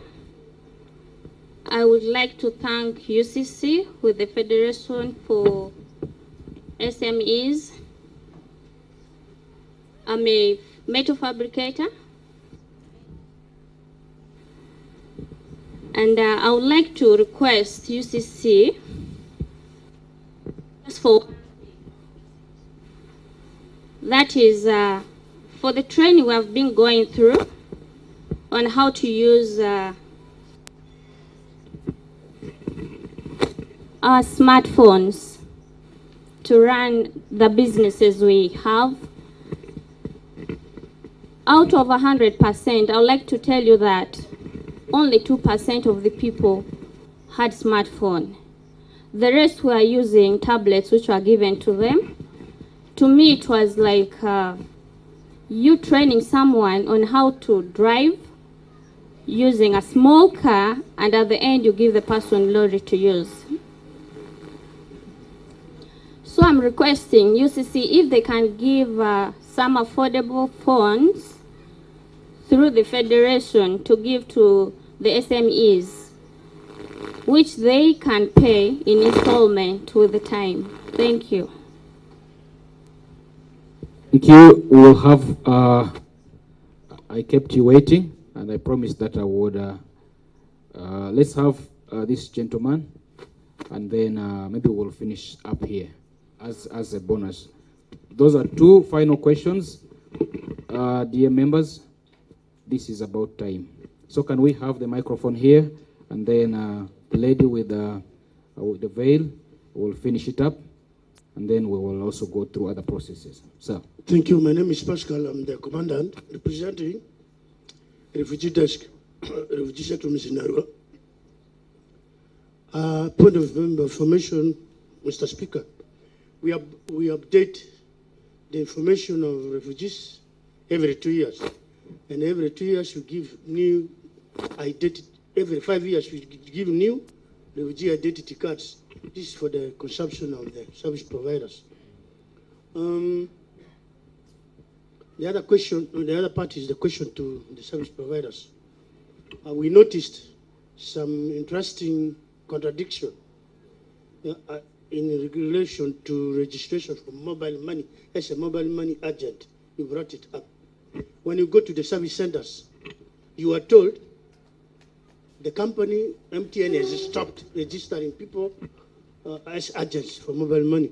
But you can go behind there and you get somebody there, you give 700, 800. He has a connection at the headquarters with those engineers. You will find your name, you will get registered. But officially, it is stopped. It sounds interesting and contradictory. Is there 2 windows? The person has talked of. I see in 80s, we used to have 2 windows, window 1, window 2 for $1. Is that the same thing with the company? Thank you. Thank you. We'll have the lady with the veil. That is our final question. Unfortunately so, members. Yes. Thank you so much. My name is Ict Hadira, a student from NTC Muni. My question goes to MTN. We really appreciate the services you are offering for us.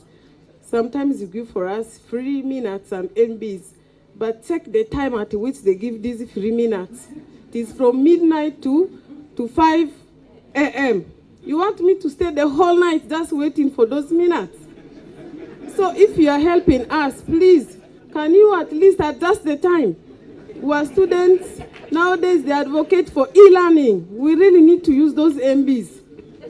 So that is my request. The second one is, there are lot of students who are not having their national IDs up to now.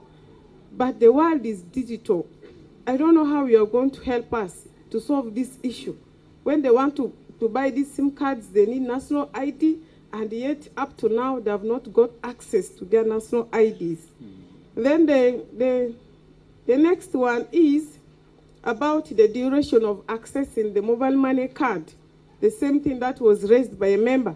I struggled for almost 1 year But at last, when my husband went, only one day, he succeeded on my behalf. How? It was fraud, bribing. Can you help us?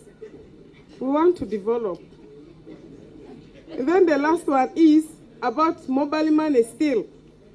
When you go with the phone, they say they would deposit for free. But when they don't see the phone in your hands, they ask for some charges. That's why a member was asking the difference between depositing and sending, and you never answered. Answer that question well. Thank you so much, the speaker. Thank you so much. For now, we will stop the questions there because of time, like I said earlier on. And so, MTN, you have, I think, 2-3 questions, particular to you. Let us start with that. And then assurance from Ministry of ICT about projects which are written and then they disappear in thin air. How can people be protected? And then we'll go to the rest of it. Yes. Thank you, Mr. Speaker, and thank you, members of the public, for those questions, our customers. It shows that you appreciate our products. We appreciate the feedback about the free minutes and MBs and the times in which they are given.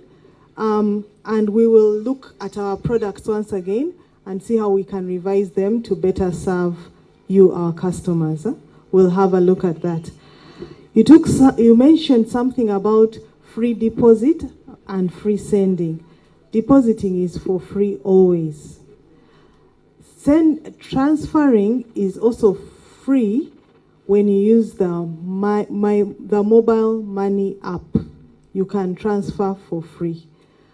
If an agent asks you for money for depositing, they are doing the wrong thing. That is not our policy, and therefore you should bring it to our attention. Those agents who ask for money for depositing onto your own phone when you have it physically there is free. And even those who ask for money and say, I don't see your phone, they are doing the wrong thing. Depositing for yourself is free. Sending money to another person is free on the MTN network if you are using the Momo app. We have some members or staff here who can show you how you can use the mobile, how you can download that app. If you use our app, sending money MTN to MTN is free to another MTN person. I see someone eagerly raising their hand to help anyone who needs help on downloading the mobile money app MTN.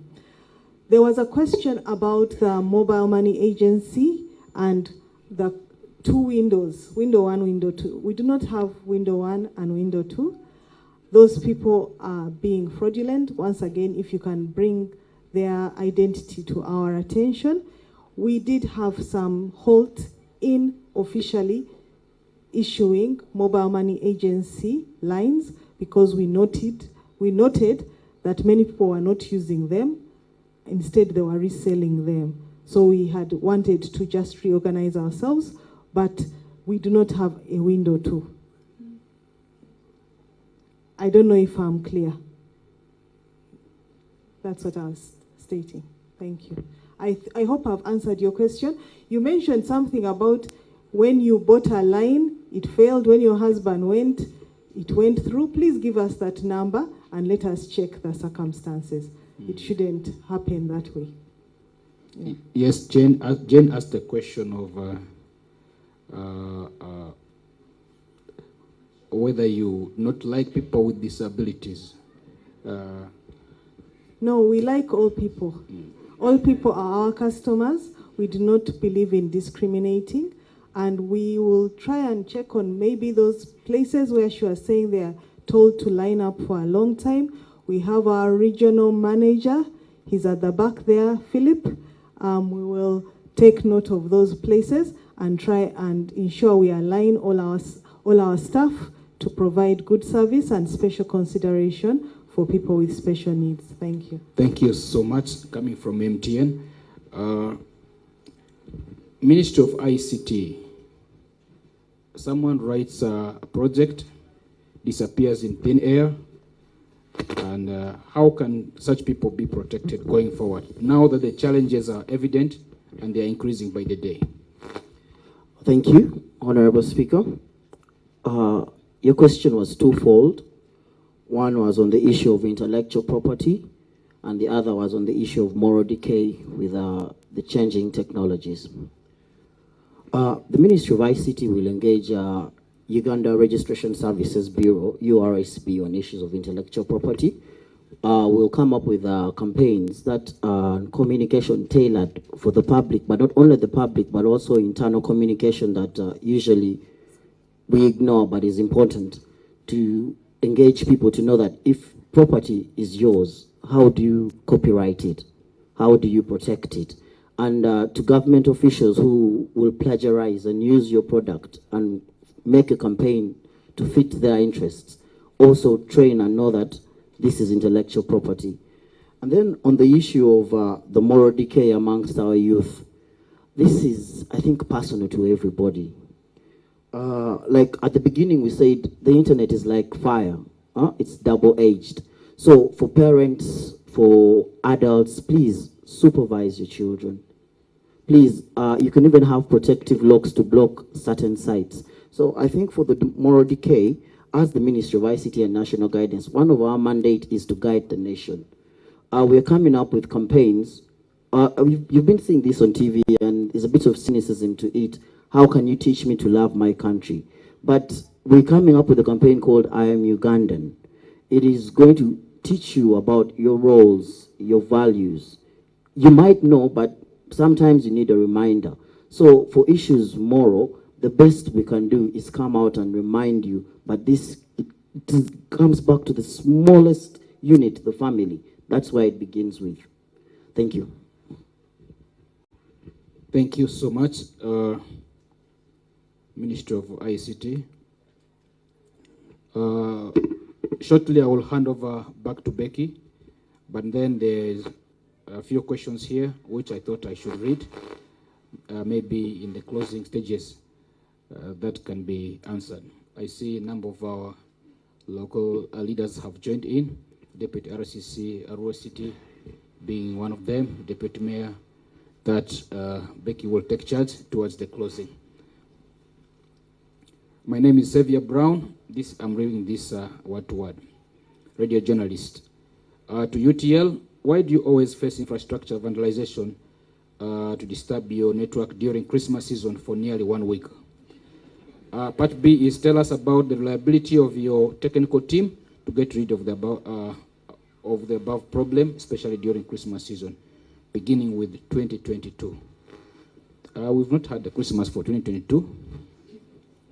Okay, perhaps suggesting that it should not happen in 2022. This is Peter Pachuto, Legal and Police Officer at West Nile Mediation Center. How far has UCC gone with the process to fast-track the communication tribunals to adjudicate, mediate, and arbitrate disputes against decisions of UCC and service providers? I think this is straight to the MD and team. Concern from Madraka Wilson, Chairperson, Arua District Union of Persons with Disability. I am sorry, some radio presenters and some artists use abusive word on persons with disability. For example, calling them omberes. That in Lubrati means it's a description of people who have an impairment, who have a disability. And so he's saying here that appeals the public to stop using that word. I think it's offensive to the persons with disability. This is straightforward. Okay, towards our closing. Becky, we are now towards our closing. I am very sure some of the responses can be given now towards that, because we have a few other speeches here, so we can conclude our sessions. Members, once again, I want to say sorry. I could see the burning desire in most of you to ask questions, but because our time is only that limited, we could only do that much. But thank you once again for being attentive for all this session. Over to you, Becky. Thank you very much. Honorable Speaker.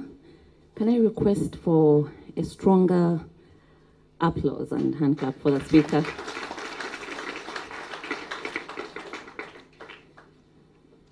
I am sure you have all noticed the jacket is back on. I had a mini panic attack because of the cameras, but I took some time to settle in as the Speaker was doing a wonderful job. This has been a very interesting session. I need to correct someone who mentioned that as a UCC worker I have money. No, I don't. I just have to uphold the brand at any cost because I can't disappoint UCC. I need to reassure the public that communication is for all. That is my family.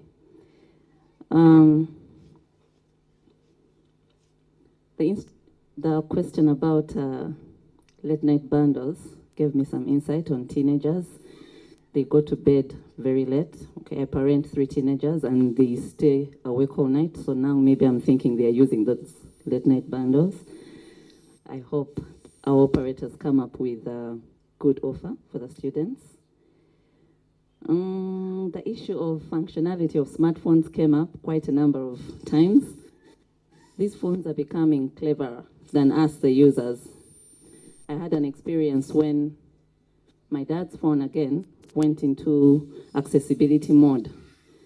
And he had to use another person's phone to call me and tell me, Rebecca, the phone is saying everything on the screen. When I receive a message, it starts spelling out, you have received mobile money from 077, you know. But that is a function of most smartphones that people don't even know that it's there.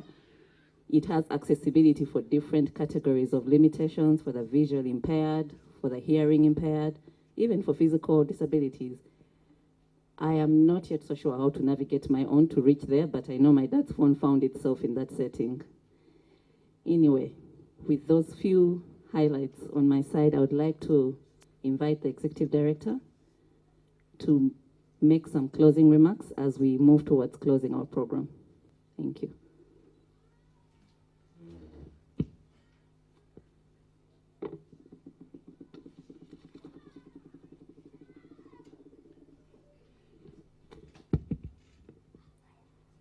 Honorable Speaker, honorable members of this Parliament, I would say a big thank you to all of you for bearing with us and keeping very active up to the end of the session. Very insightful petitions, comments, questions, and proposals that I think all of us as a sector have benefited from, and will certainly not stop here. We'll take it forward. There were a number of issues where it's a challenge to all of us to make sure we up our game.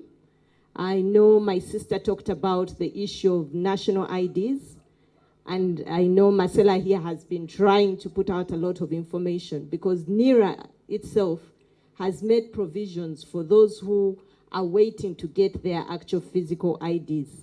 There's a provisional document they give you, which the operators do accept.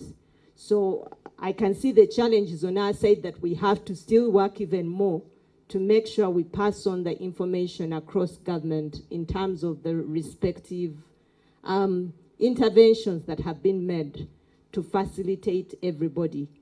For example, my sister who talked about the people who've attended the skilling, yes, we've already heard from the operators.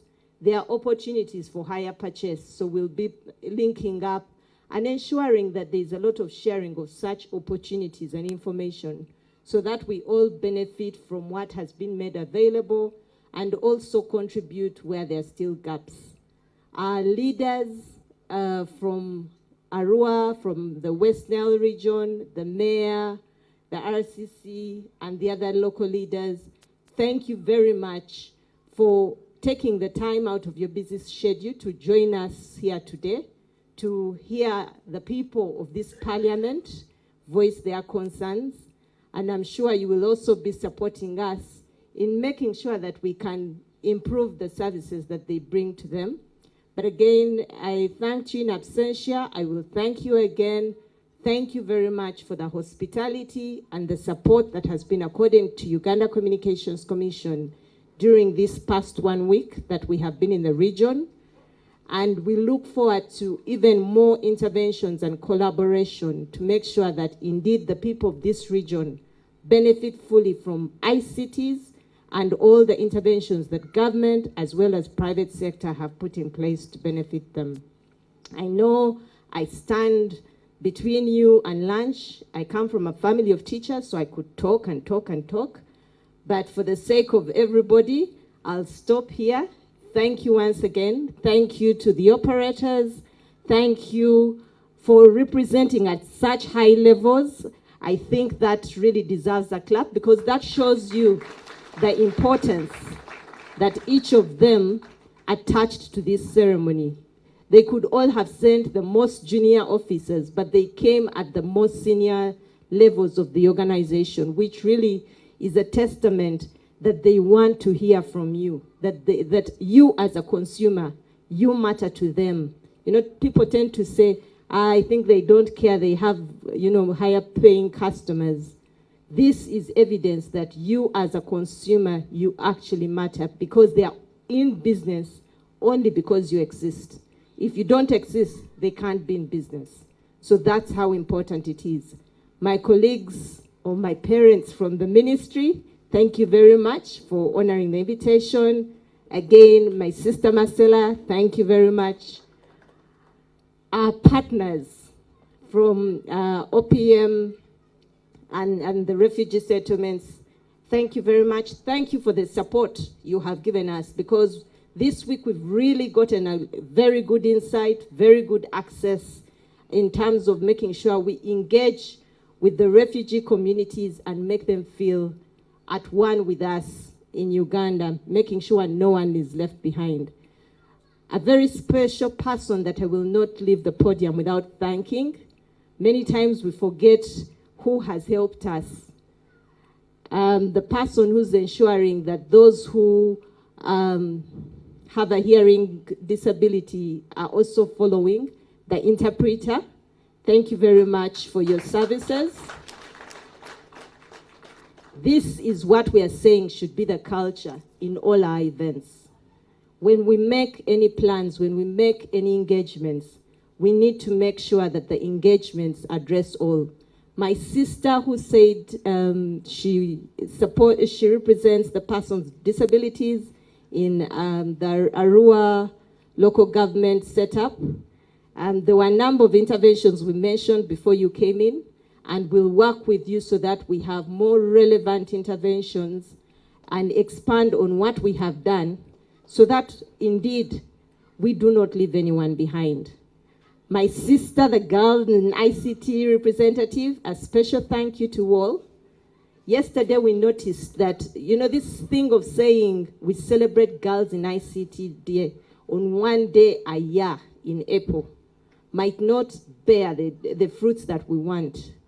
So we've been discussing with some of my colleagues the importance of saying how do we have a year-long program that provides counseling and career guidance to these girls.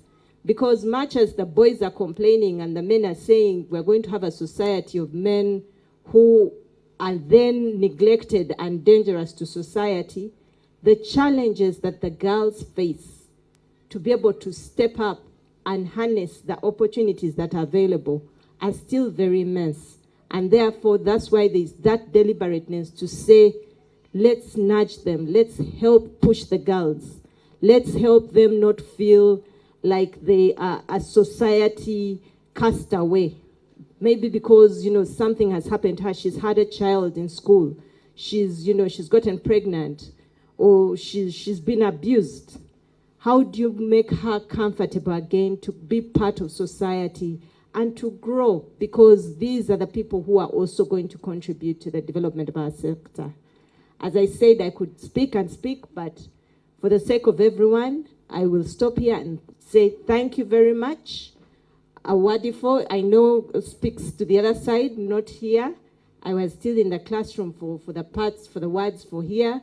To UBC, thank you very much for carrying us. I've been following online with people saying you've helped them participate in this from their homes. So thank you very much for your services and your support.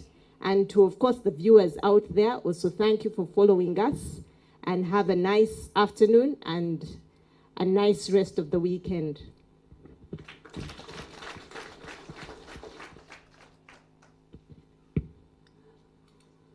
Madam Edie and our guests, this program was supposed to open with representation from Arua City to welcome us to the city and maybe wish us a safe stay and a safe journey back home. So I would like to invite someone from the representation of Arua City to just come and say hello to this house.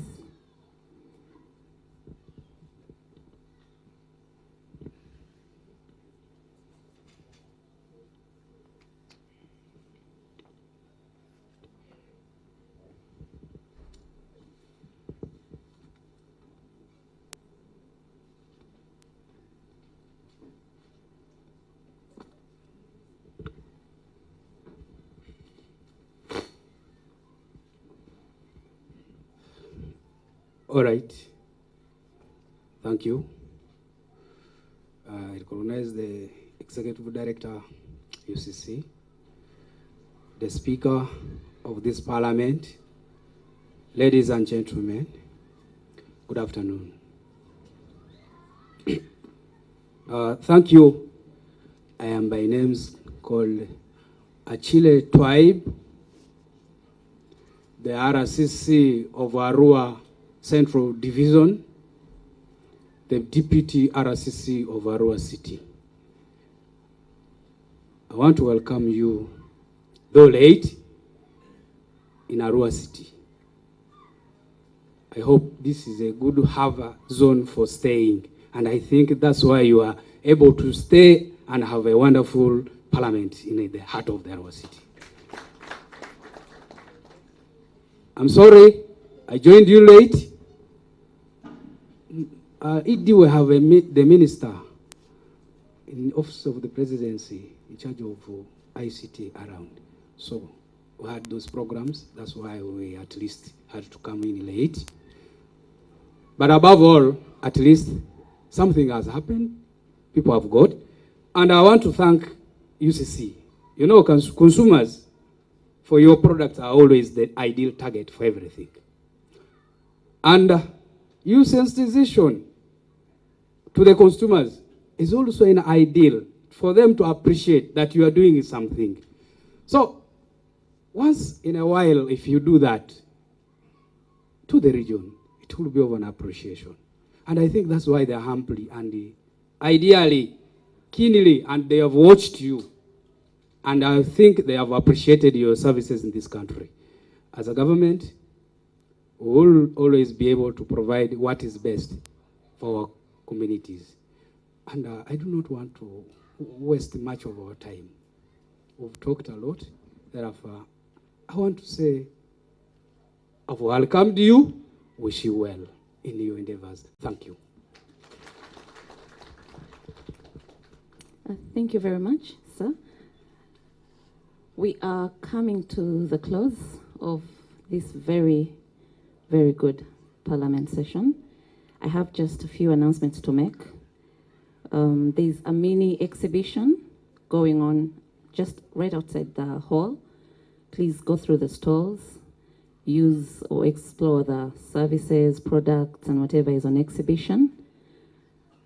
I don't know if UCC has a stall, but everyone in the branded t-shirts is a moving stall. They are all installed with all the information, products, and services, so feel free to engage. We are aware that some questions were not responded to. We encourage them to be sent through to the rapporteurs who are seated over here, and we shall find alternative ways to make sure that your information gaps and needs are catered to. Lunch is going to be served still outside in tents. That's after the closing. we're inviting our Muslim brothers as well. Oh, sorry, I've just been corrected that lunch is at the poolside. We've been advised that our Muslim brothers should register at the desk so that they are, I don't want to call it little lunch, they're, when they, futari, thank you, Omar, can be packed and they can then have their meal when they break their fast. We are closing this session with the East African Anthem and the National Anthem. So I invite you all to stand up for the East African Anthem, then the National Anthem.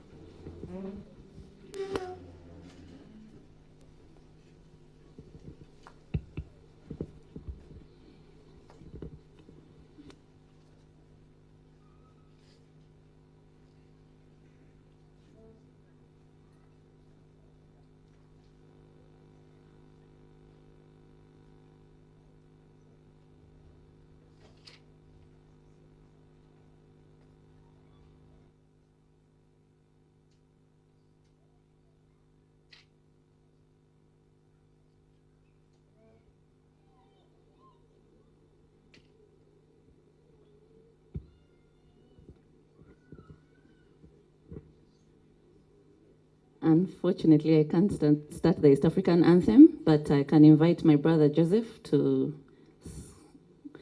lead us in the first stanza, maybe.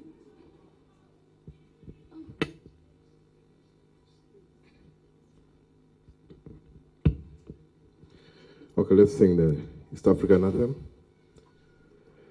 E Mungu twaomba uilinde Jumuiya Afrika Mashariki, tuwezeshe kuishi kwa amani, tuweze lengo yetu, jumuiya yetu sote tuilinde, tuwajibike, tuimarike, umoja wetu ni nguzo yetu, idumu jumuiya yetu.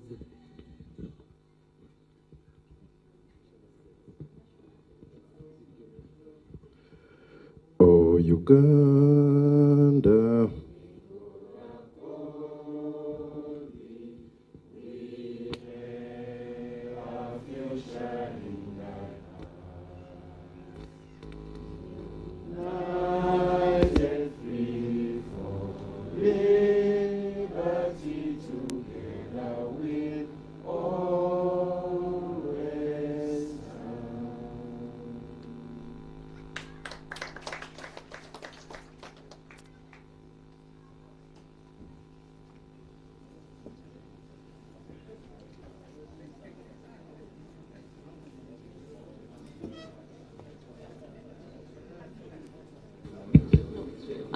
hello? Before we leave, we're supposed to have a group picture.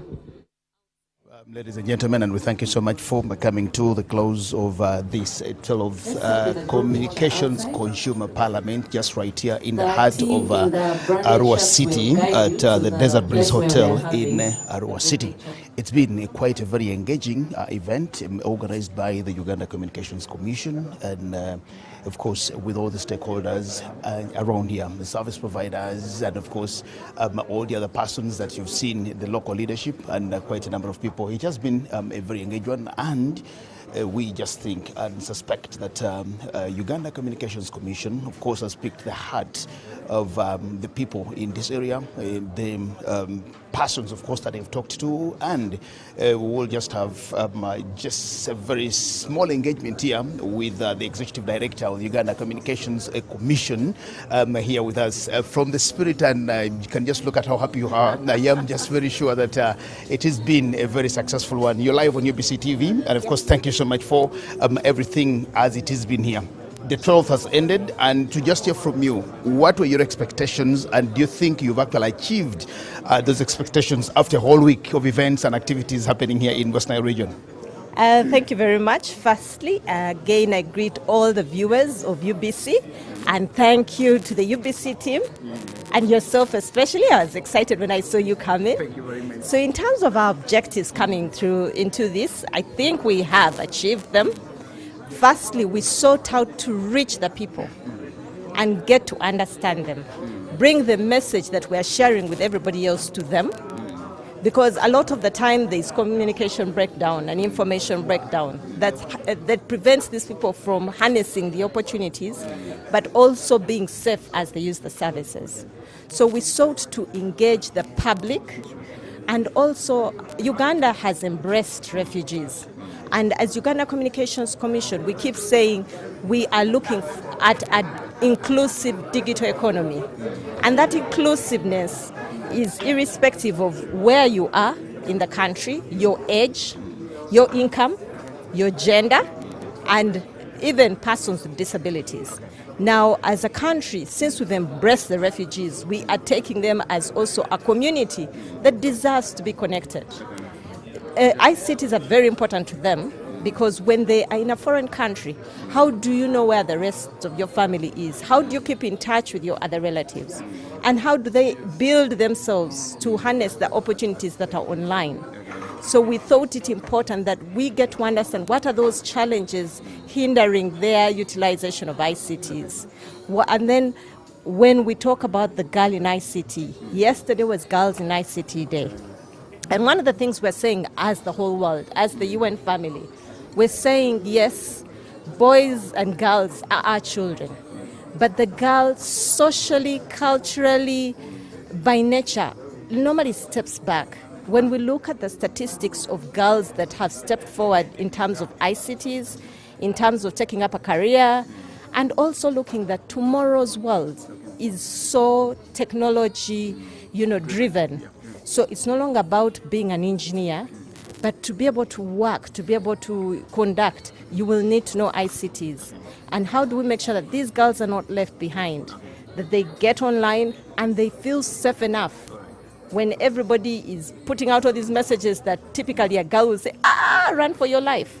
How do we protect them and make them feel safe so that they can fully harness the services? One very final one is, did you find anything unique from this particular one? Because this is the 12th. I know you had 11 before. Did you find anything very unique to the area here in West Nile? Or these are some of the same issues that are recycled in the different parts of the country, especially from the service providers? Like we've had so many questions being bombarded to MTN and Airtel especially. In terms of uniqueness, the composition of the society adds another layer of uniqueness. I would say, yes, they are the same challenges that are faced by the, the consumers all over the world or across the country in Uganda. But in this case, because of the composition of this particular parliament, in terms of making sure those communities come on board, we had more from the perspective, especially of persons with disabilities, voicing out what their key challenges are. I think that has been the most unique factor. But noting that every year the issues change. So it's about the temperature across the sector, and it's these people who bring out, these are the pain points on behalf of everybody else. Thank you very much. Madam Edie Engineer Sawankambo, we thank you so much for concluding this event very successfully. And thank you too. Thank you very much. And of course, we thank you so much for being part of what has been happening just right here at the Desert Breeze Hotel in the heart of Arua City in West Nile region, where we've been to be part of what has actually been happening. And of course, you heard from the engineer, the Executive Director of Uganda Communications Commission. We want to thank you so much for being part of this. My name is Jaged Asemakola Zixok on behalf of the team here at Arua, and of course wishing you the best as we get back to our normal programming, back to studios in Kampala. A very good afternoon, blessings and shalom.